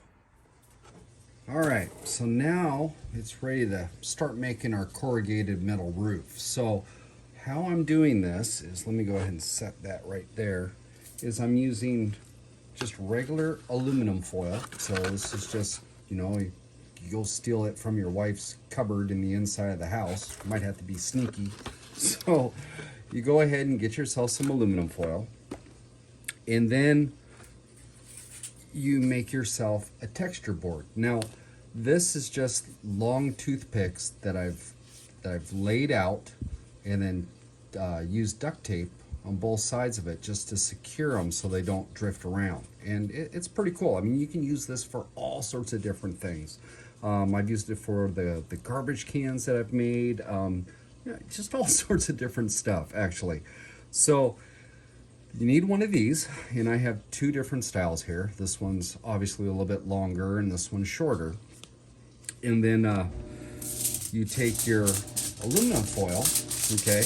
Now, aluminum foil has two different sheens to it. You have a real glossy sheen, and then you have one that's, you know, kind of more of a brushed look. And I'm using more of the brushed look. I'm kind of staying away from the sparkling brand new side, and I want it to kind of look a little bit worn, so you use this. Now, how I'm doing this is I'll just go ahead and use this one right here. So just go ahead and lay it down onto your texture board here, and just line up your edge up here on the side. So let me tilt this up. It's kind of a weird angle I have the camera at.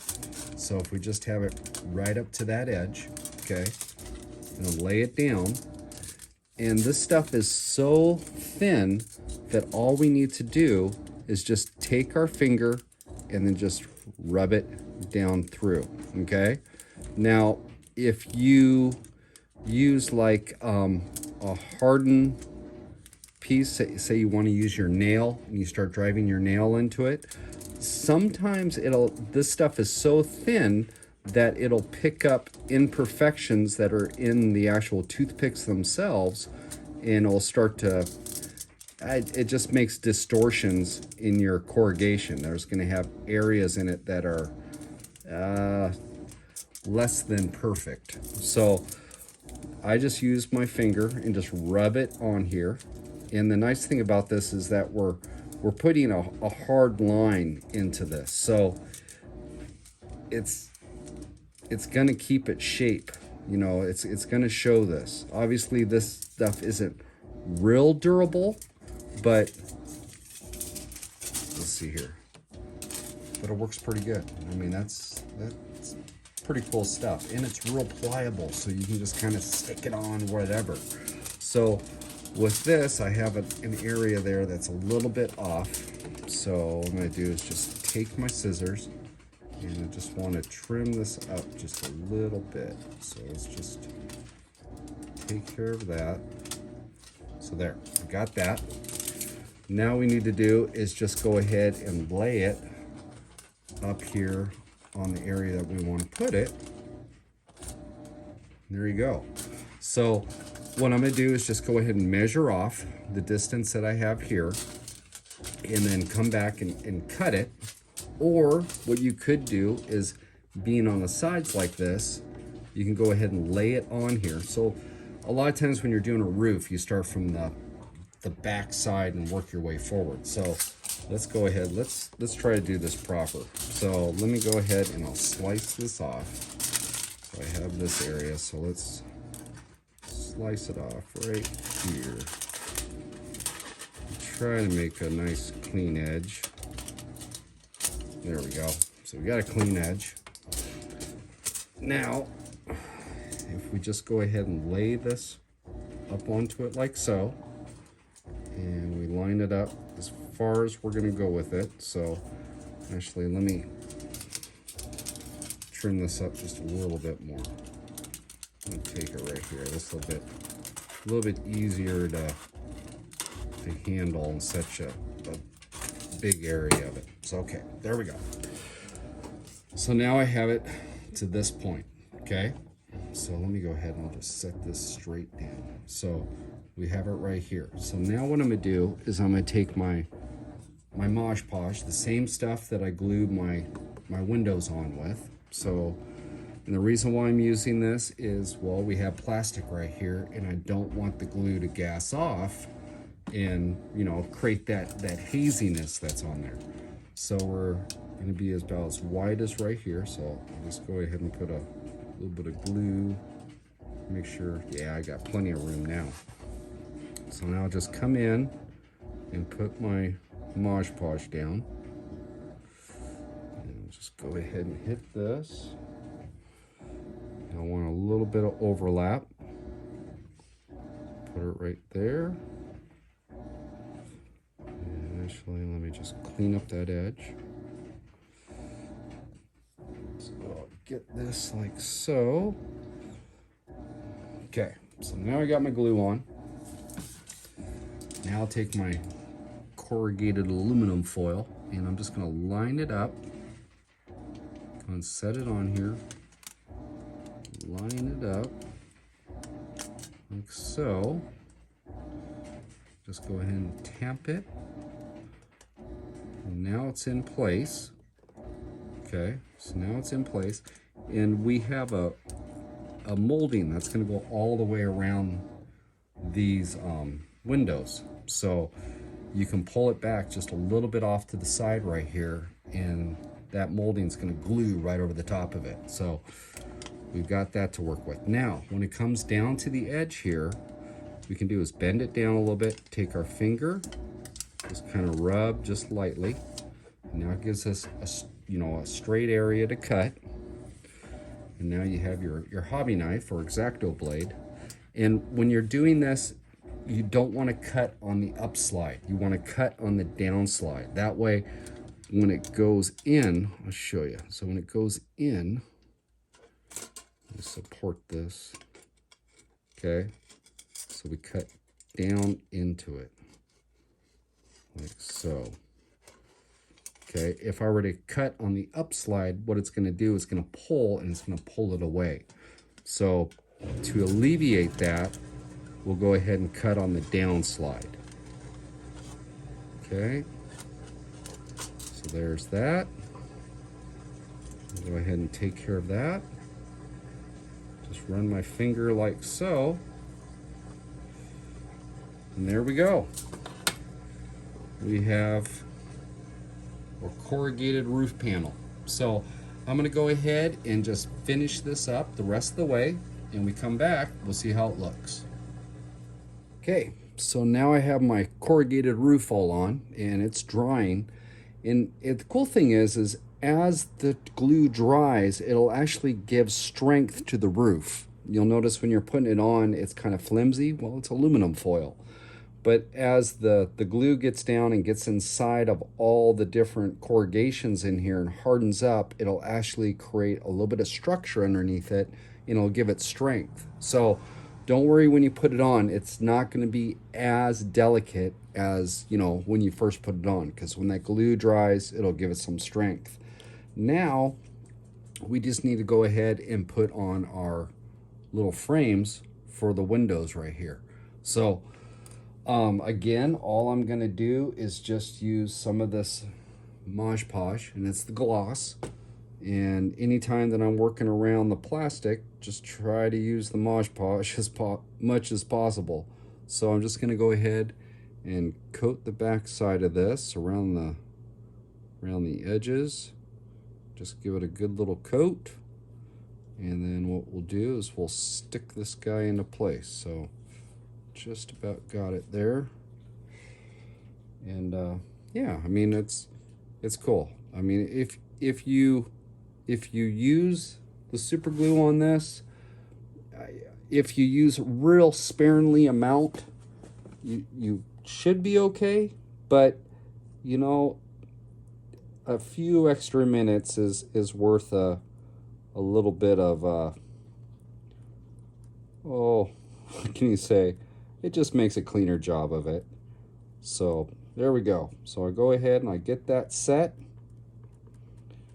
And as soon as that dries, it's good to go. So went ahead and we got that all in there.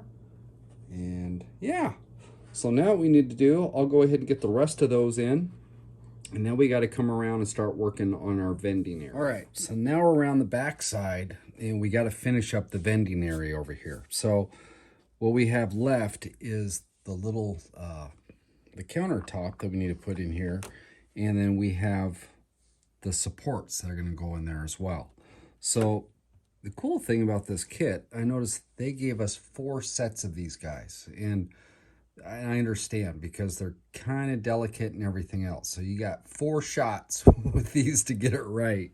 So there's just an extra set right there. But what I did is I just went ahead and stained these with the Danish oil. And you can kind of see it. It darkened it. It's kind of hard to see in this light, but it actually darkened it down a little bit. So I just kind of want to make it look like kind of an older, you know, wood, you know, something that's been there for a while. So I'm just using the Danish oil. I've used this on quite a few different projects. So I'm just using a Q-tip and I'm just going to go ahead and coat this with it. And I actually did a light sand on the top of this just to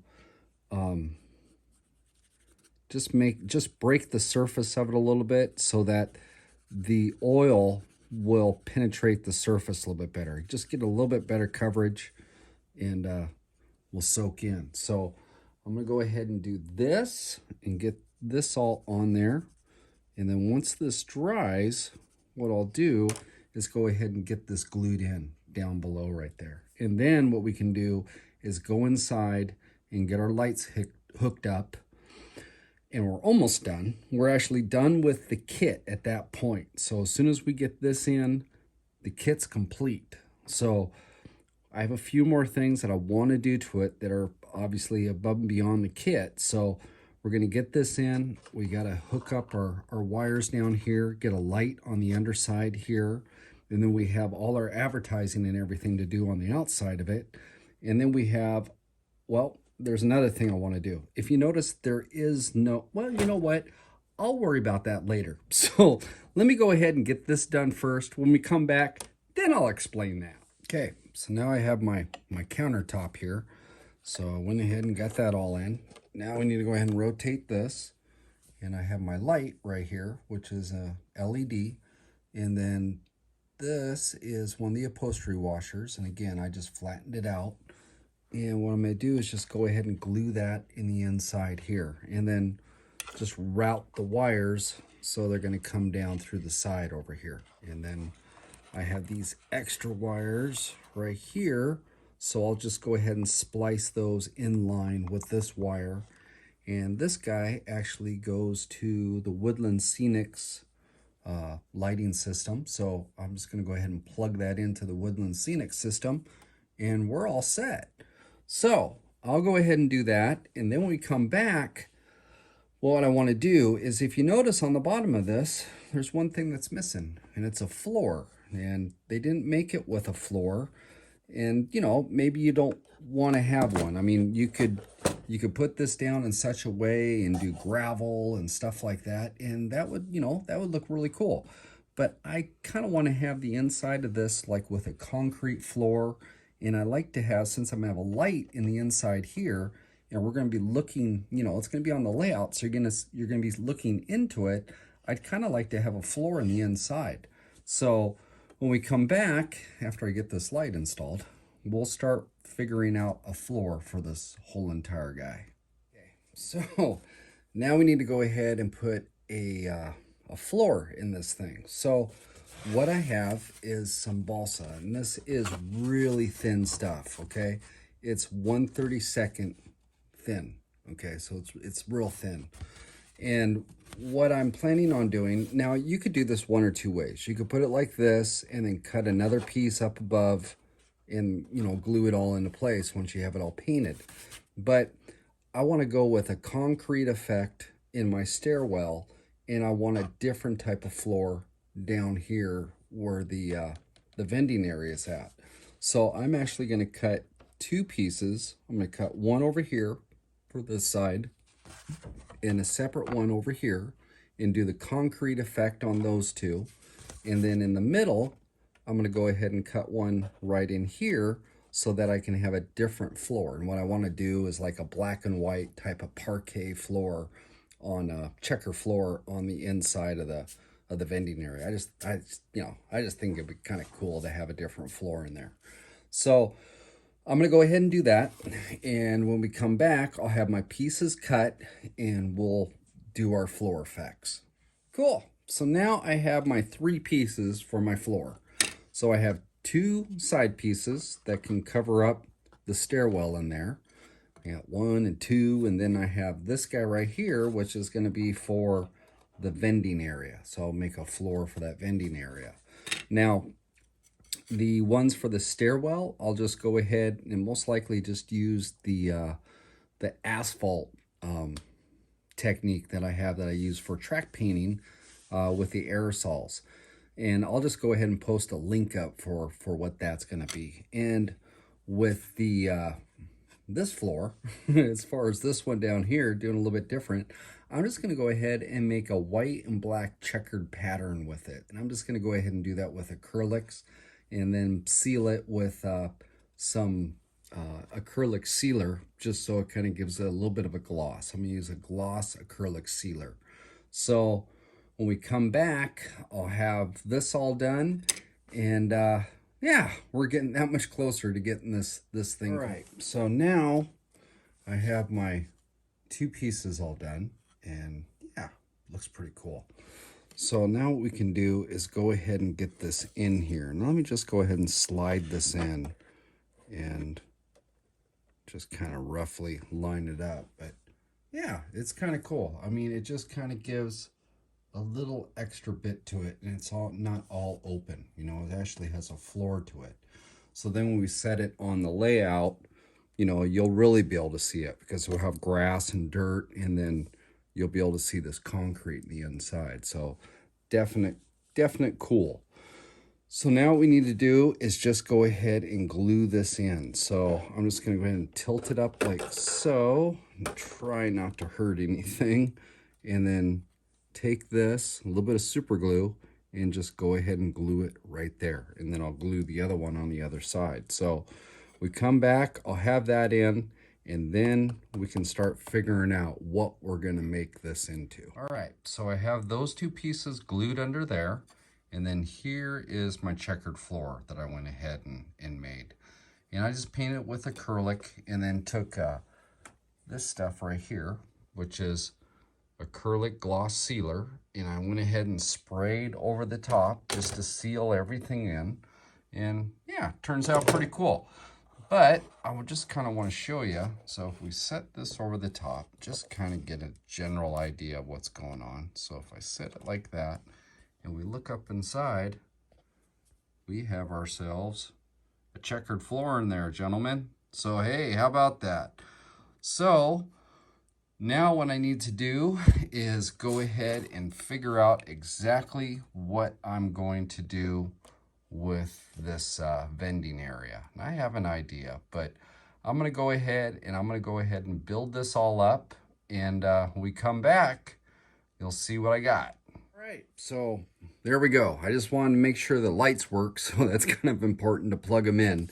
But yeah, lights all work. Everything looks pretty good there. And then on the back side, what I went ahead and decided to do, I'm going to go ahead and turn this around, is now we have a Boone slot car merchandise store in the back of our grandstand. So I thought that was kind of cool. So went ahead and got that in there and got the checker floor and got some boxes of t-shirts and yeah, kind of cool.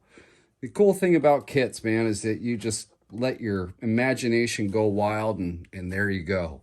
So at this point, now what we need to do is just go ahead and start doing your decals and everything else. So on the kit, they actually have two different signs here. This one actually is a magneticracings.com sign if you wanted to do it up here. And they also have a blank sign as well. But my logo and stuff wouldn't fit on this sign, so I had to go ahead and just make my own billboard for that. But yeah, kind of cool. So what I'm going to do is a combination of two different styles of signage. One is I have this stuff, which is water transfer paper, and it's going to be like the video that we did on the old wood fence, same type of technique. So I'm using water transfer paper, and what I'm going to do is go ahead and cut these out and put them on certain parts of it just so they kind of look weathered and everything else once I put it on. And then I also printed out a collection of different ones as well. So I can just go ahead and use a combination of actual paper signage and then also the water slide signage as well. So when we come back, I'll go ahead and get all this stuff put on it, and yeah, we'll see what it turns out like.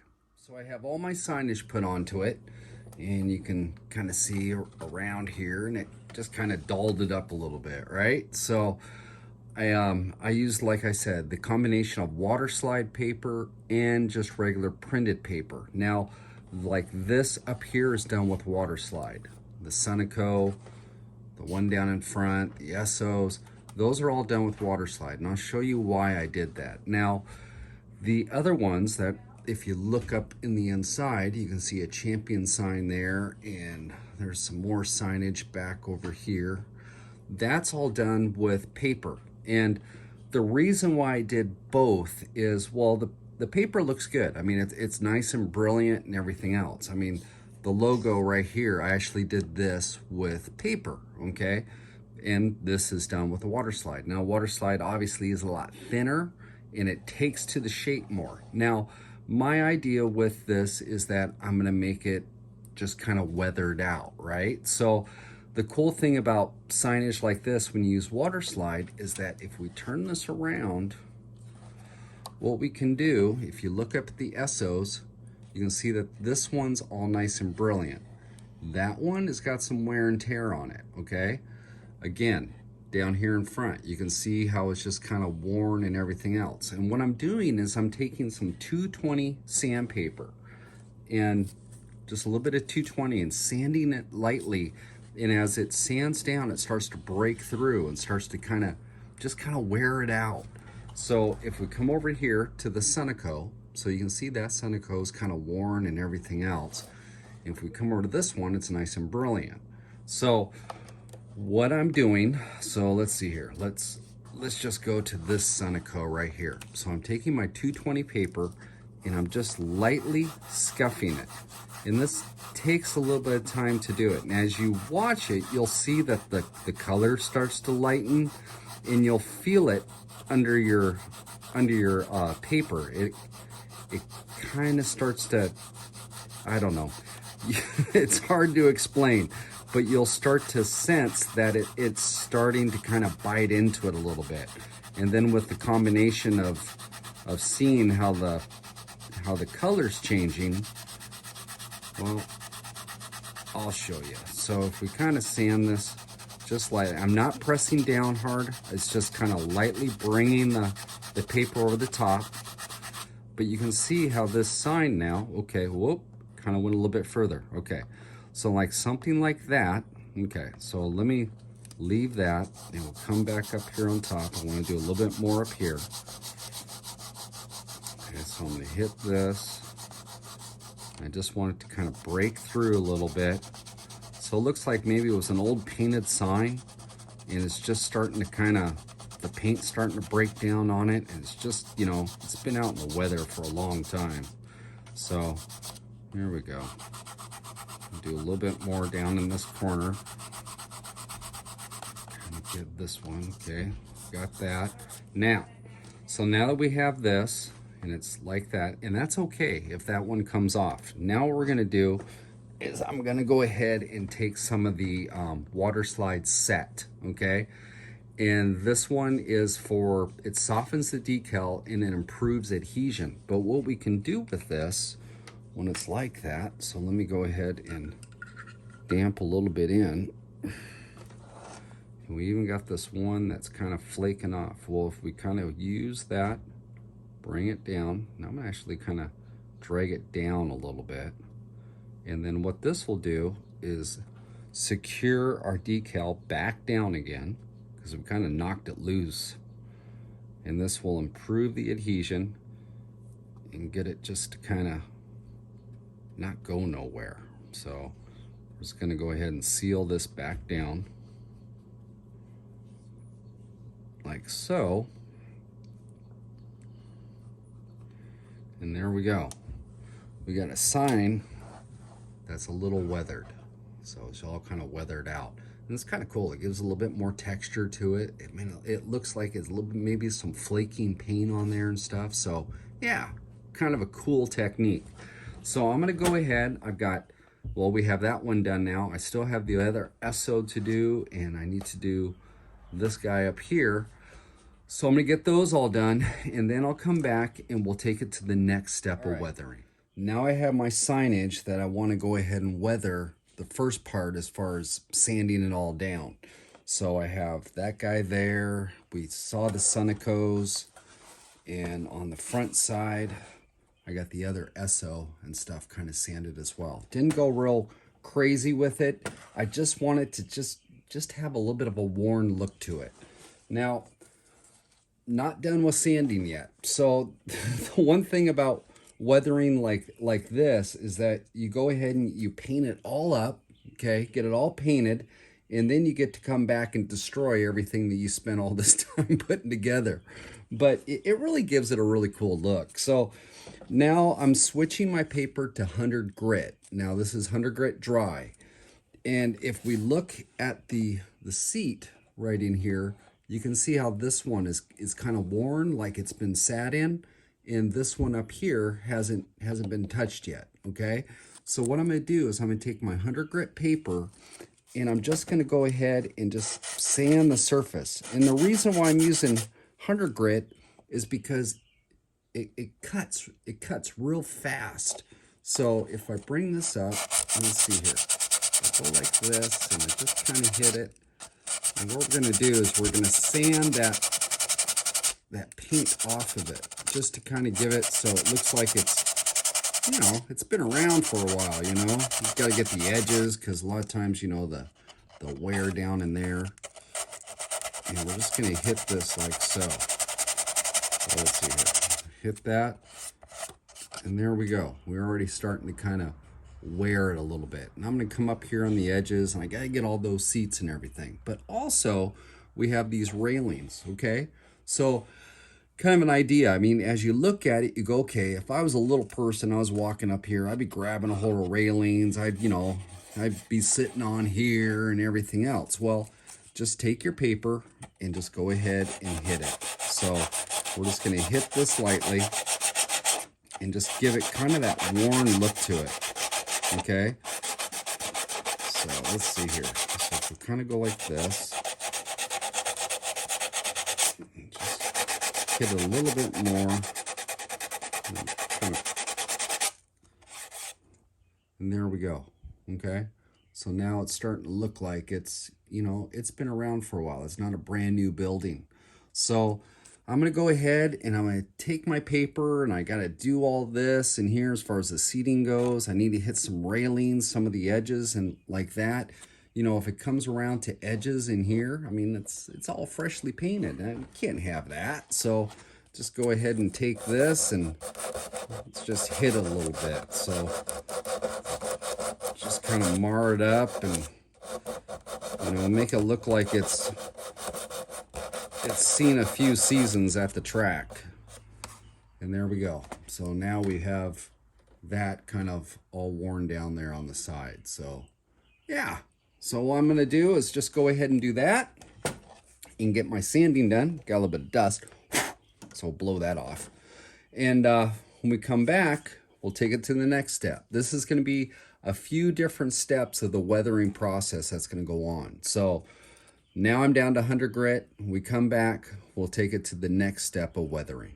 All right, so a little update. So I went ahead and we got that all sanded in there, and you can see how it's just kind of, it's really starting to make it look worn. And then all around the edges here, and you know, kind of sand it up so it makes it look like it's been sitting on the ground for a while. And then if we come off to the side and like that, now you see where the white, the boards are at, and where it has a little bit more weathering onto it.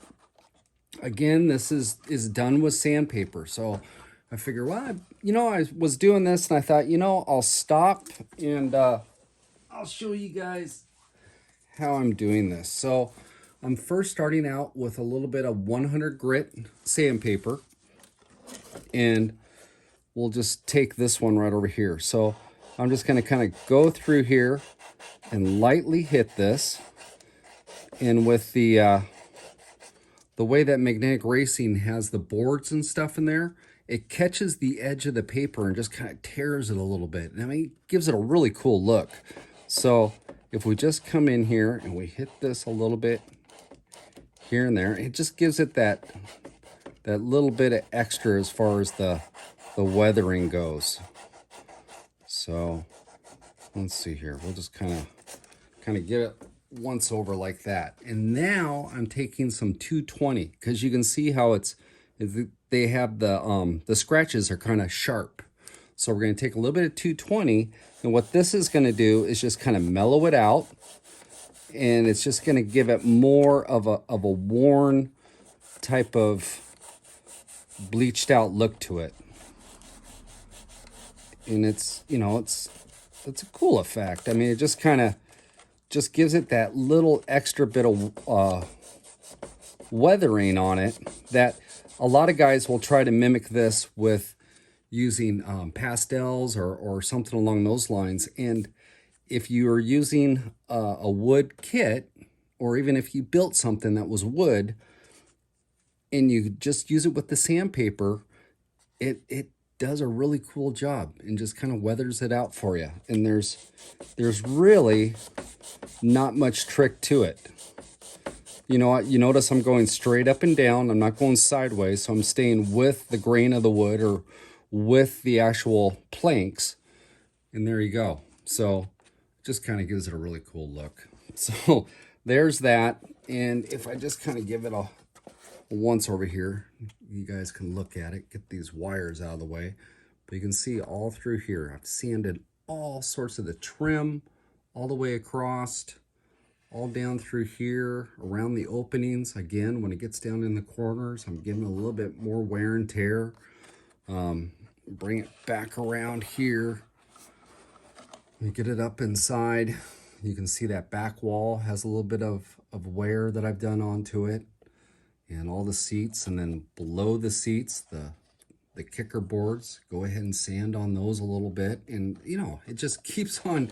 Every time you start doing something to it, it just adds to it. The treads in here, sand those things a little bit. You know, give it a little bit of wear and tear. on the steps, the front edges. Make sure, you know, it has a little bit of that wear in there. The railings, you know, just go on over it, go crazy on it. So I'm going to go ahead and finish up the back side of this. And then we have one more step I'm going to do because this roof is too shiny. So we need to do something with that. And there might be some little bit here and there as far as weathering as well. But we got one more step at least with weathering to do. So when we come back, we'll go ahead and start attacking that roof. All right, well, I was gonna show you guys how to do this on the actual grandstand. But make a long story short, my camera took a glitch and I didn't realize it was doing that, and I lost the footage that I filmed doing this. So, well, we can still do this. We just won't do it on that. I have a little piece down here that I made up. But this is the rust effect that I do. And it's real easy, and it has a really cool effect to it. I mean, it's cool. But what I want to say about this before we start on the actual little piece that I have is that you notice that we have our windows here, okay? Well, we need to get those masked off in order to do the rust effect. Otherwise, you're going to be getting all over your moldings and everything else, and that's not a good thing. So what I use is just some 1/4 inch masking tape, and I just go ahead and mask those off, make sure they're real nice and tight, and yeah, then that'll work, okay? So I'm going to go ahead and set this off to the side, and let's show you guys how to do this rust effect. So the rust effect that I do is real easy, all right? All we're utilizing is 3 different colors, okay? So the first color I have is burnt umber. So it's real dark brown, okay? Burnt umber. The second is kind of a reddish brown, and this actually is called pine cone brown, all right? And all this stuff is acrylic, so just go ahead and point that out. The last color we're going to use is straw yellow, and it's kind of a goldish yellow, okay? So I'll go ahead and set those off to the side. And then you want to go ahead and get yourself something that you can put all your colors into, because you don't want to utilize the actual containers of paint, because you're going to be mixing colors in a sense, because we're going to be doing a sponge technique. So make sure that you have something you can put your colors into, all right? So that's separate. And then the last thing we need, well, 2 things actually. We need a fine detail brush. So just a fine detail brush, and then we need some a sponge, all right? So a little bit of sponge. I'm just gonna tear off a piece, and yeah, works pretty good. Real simple. So the first thing we're gonna do is we're gonna take this burnt umber. So go ahead and load up your sponge with burnt umber. So let me get some of that on there, okay? And we'll grab our makeshift roof, all right? So I went ahead, this is aluminum foil, just like we did with the other roof, and I went ahead and used the texture board underneath it so that we have our corrugation, all right? So go ahead and take your burnt umber first, and what we're going to do is we're just going to go ahead and load this up, okay? Now you'll notice that I am just going to go ahead and bring this down, and I'm starting with the top. The top is being a little bit heavier than everything else, okay? And then I'm running it down, and it's getting lighter as it goes down, okay? So you can see that it's kind of it's dark and it's fading down to a lightness. All right, so we got that. Let me just go ahead and work this a little bit more. Had a little bit more than I wanted to on that upper edge. Okay, so we have that. Now I got a little piece of paper here, and I'm gonna kind of get some of the burnt umber out of there. Now what we're gonna do is go ahead to our pine cone brown, or that reddish brown, And I'm going to load up some of this on my sponge again. Grab a piece of paper so you can go ahead and just kind of take some of that excess out of there, okay? So once we got that, we can come back to our piece here. And now what we're going to do is just go ahead and put this down into it, okay? And we're just going to spottily, you know, go through it. And then we're going to bring it down into those areas that we haven't covered yet. So just a little bit down into here, all right? So then when it's like that, go ahead and stop. So we're going to stop. We're going to let this kind of dry out, and then we're going to go to our next step. Okay. Now, this is all nice and flashed off, so I'm going to go back to the reddish brown and just put a little bit on there, and then we're going to go ahead and work it just a little on the paper. And now what we're going to do is come back in and just kind of hit it one more time. And this is going to make it a little bit brighter, okay? That first coat, what it does, it kind of blends in a little bit to the other colors. And this gives a little bit more definition. So I don't know if you can see that, but it gives it just a little bit more. Now I'm going to come in and clear off my sponge a little, and now I'm going to come in with this yellow, okay? So with the yellow, I'm going to right down here, clear it out. Now with this, we're just going to just hit it real light, okay? You'll see what this is going to do. So this is giving it just that little bit more, okay? We got some loaded up over here. That's okay, we can work with that. One thing about rust, it isn't perfect, right? So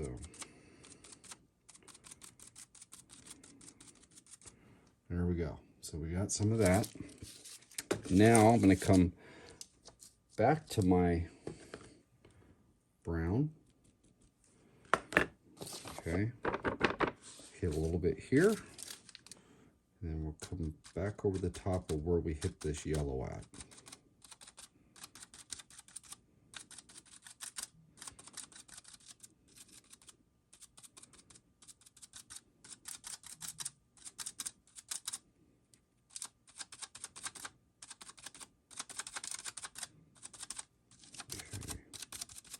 And just kind of work it just a little bit. And there you go. You got it like that. Now that it's like this, now we can do is take our fine tip brush, get a little bit on the dark umber, and then we're going to come down and work with those corrugations a little bit, okay? And just kind of bring it into the middle of it. And what this is going to do is just give it a little bit of definition. So we'll bring it down.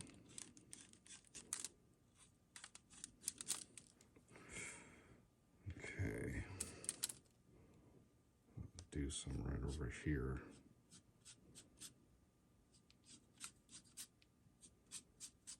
Like that. Okay. And now I'm going to come in with some of this reddish brown, and we'll give it just a little bit of streaks. Oh, come on. Getting low on brown.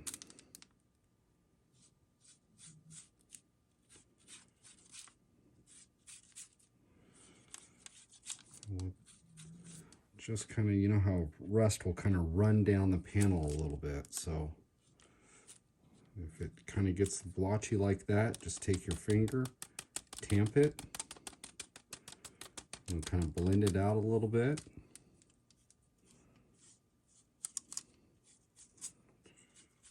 And just kind of work it like so.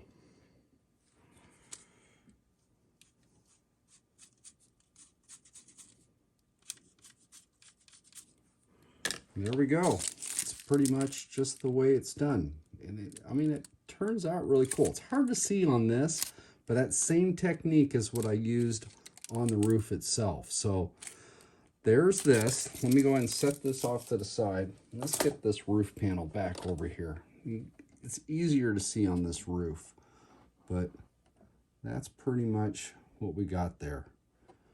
Yeah, it turns out pretty cool. It really matches as far as the motif of everything that we got going on. So there we are. So let me go ahead and set this down and I'll be right back. Okay, so the last step as far as any type of weathering is we're going to go ahead and do some dry brushing. All right. So I have two colors that I'm going to dry brush with. I'm going to dry brush with antique white, and I'm also going to dry brush with this burnt umber. And what I'm going to do, so let me get my little thingamabobber out here. So I have a little bit of antique white here. So I'm going to go ahead and load up my brush, and then what we're going to do is go ahead and clear it out. So I have a little piece of paper here, and I can clear it out a little bit. And what we want to do is, say, like on our signs right here, okay? You can see how the black and stuff is still pretty brilliant. I want to wash it out just a little bit more. So with a little bit of dry brushing with white, I can bring it over the top of this, and I can tone that stuff down.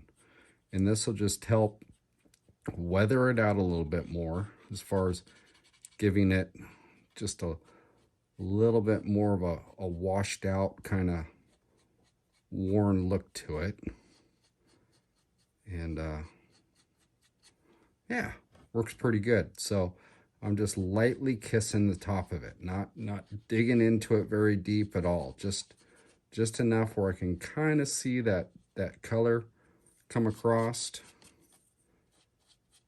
and just for that last little bit of effect that I'm going after. And this just it makes it look like this grandstand's been through the mill, right? So that's that. And now, I'll do that type of dry brush on all my different signs. Maybe a little bit on the railings if I feel that I need to just kind of lighten it up just a little bit more. It's kind of a preference. So kind of go through it, take a look at it. The last little thing I want to do is with this burnt umber. And again, have a kind of a little brush here, and I'm just working the brush a little bit here.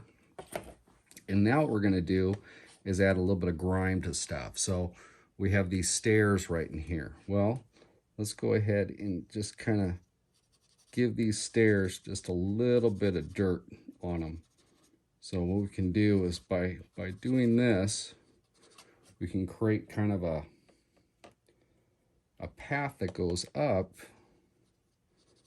that makes it look like they've been walked maybe once or twice, you know?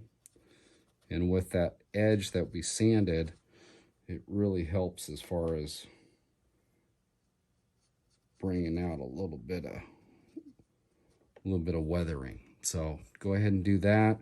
We've got these walkways down in the middle. We can go ahead and hit some of it here and there. This kick area, nice thing about the burnt umber, is going to make it look like it's a little bit dirty. Okay, so most guys, I know that if you're at the track, you get a little bit of dirt on your shoes. So yeah, let's just go ahead and dirty it up a little bit. So I'm going to go around, I'm going to do my dry brushing and stuff. And when I get done with it, we'll take a look at it. And I hope that is it. All right, there it is. It's done. So let's take a look at this. Yeah, turned out pretty cool.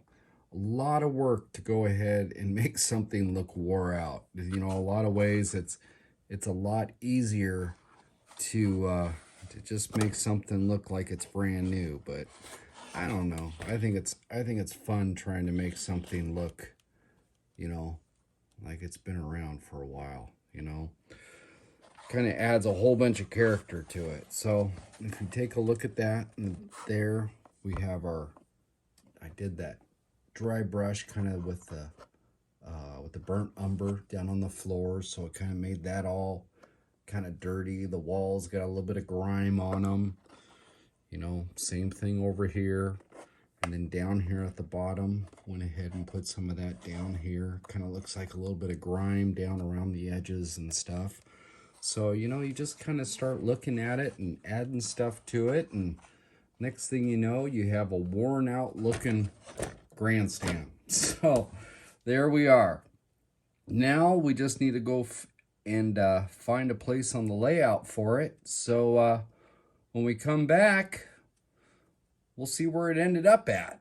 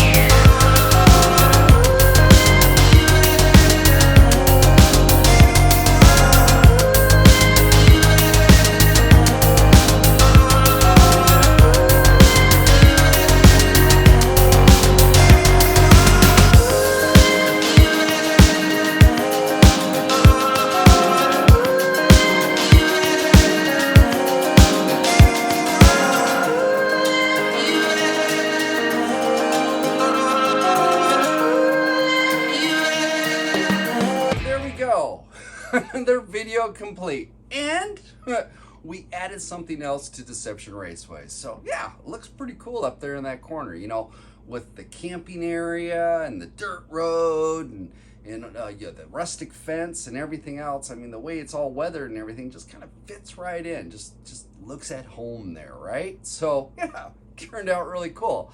You know, if I went ahead and I built it like all pristine and everything else, I don't think it would have looked as good as it does like this, just kind of all weathered out. So yeah, it was a fun kit to build.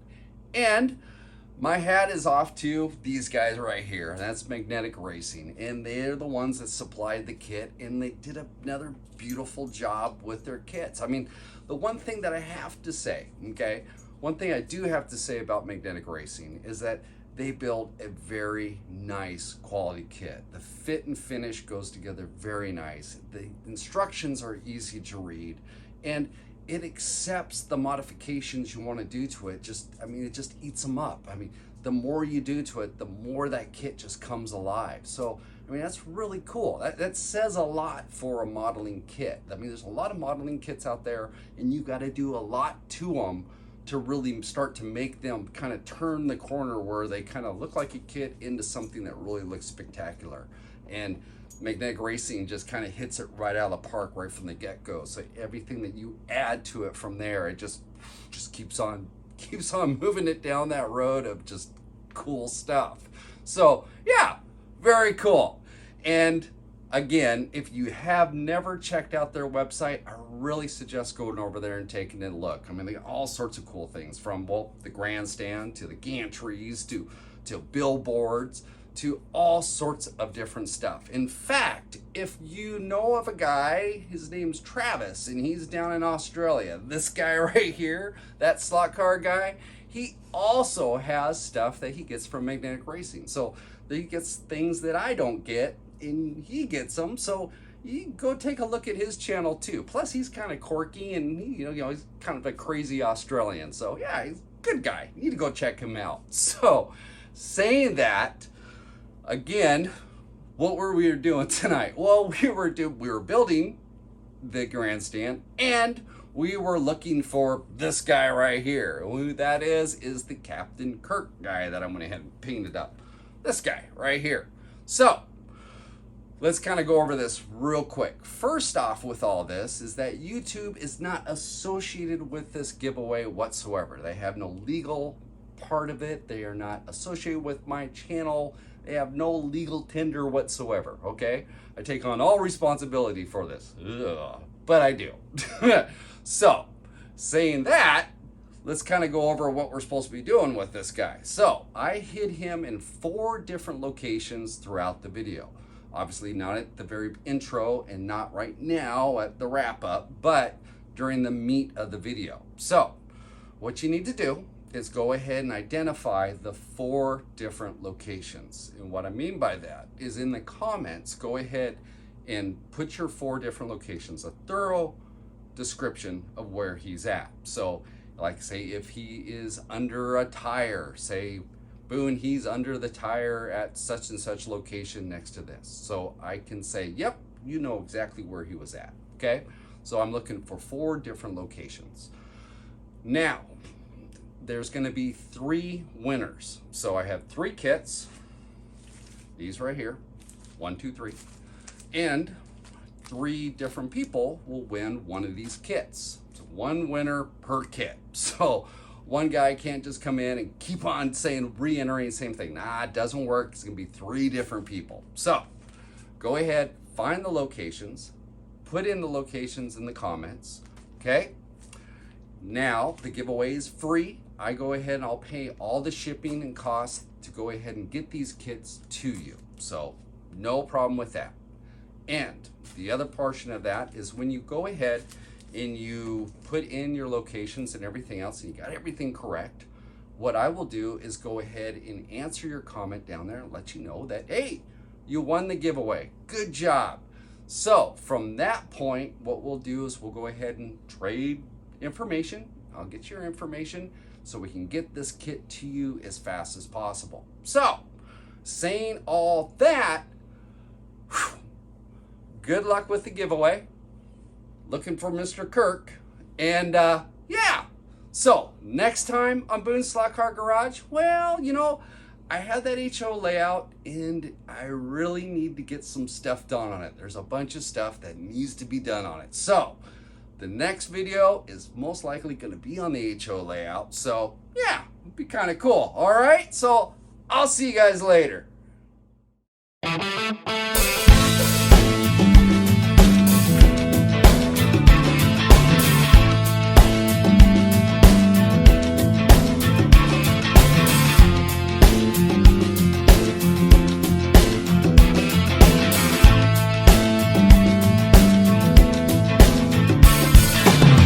Hi, this is Boone's Slot Car Garage. Let's do this.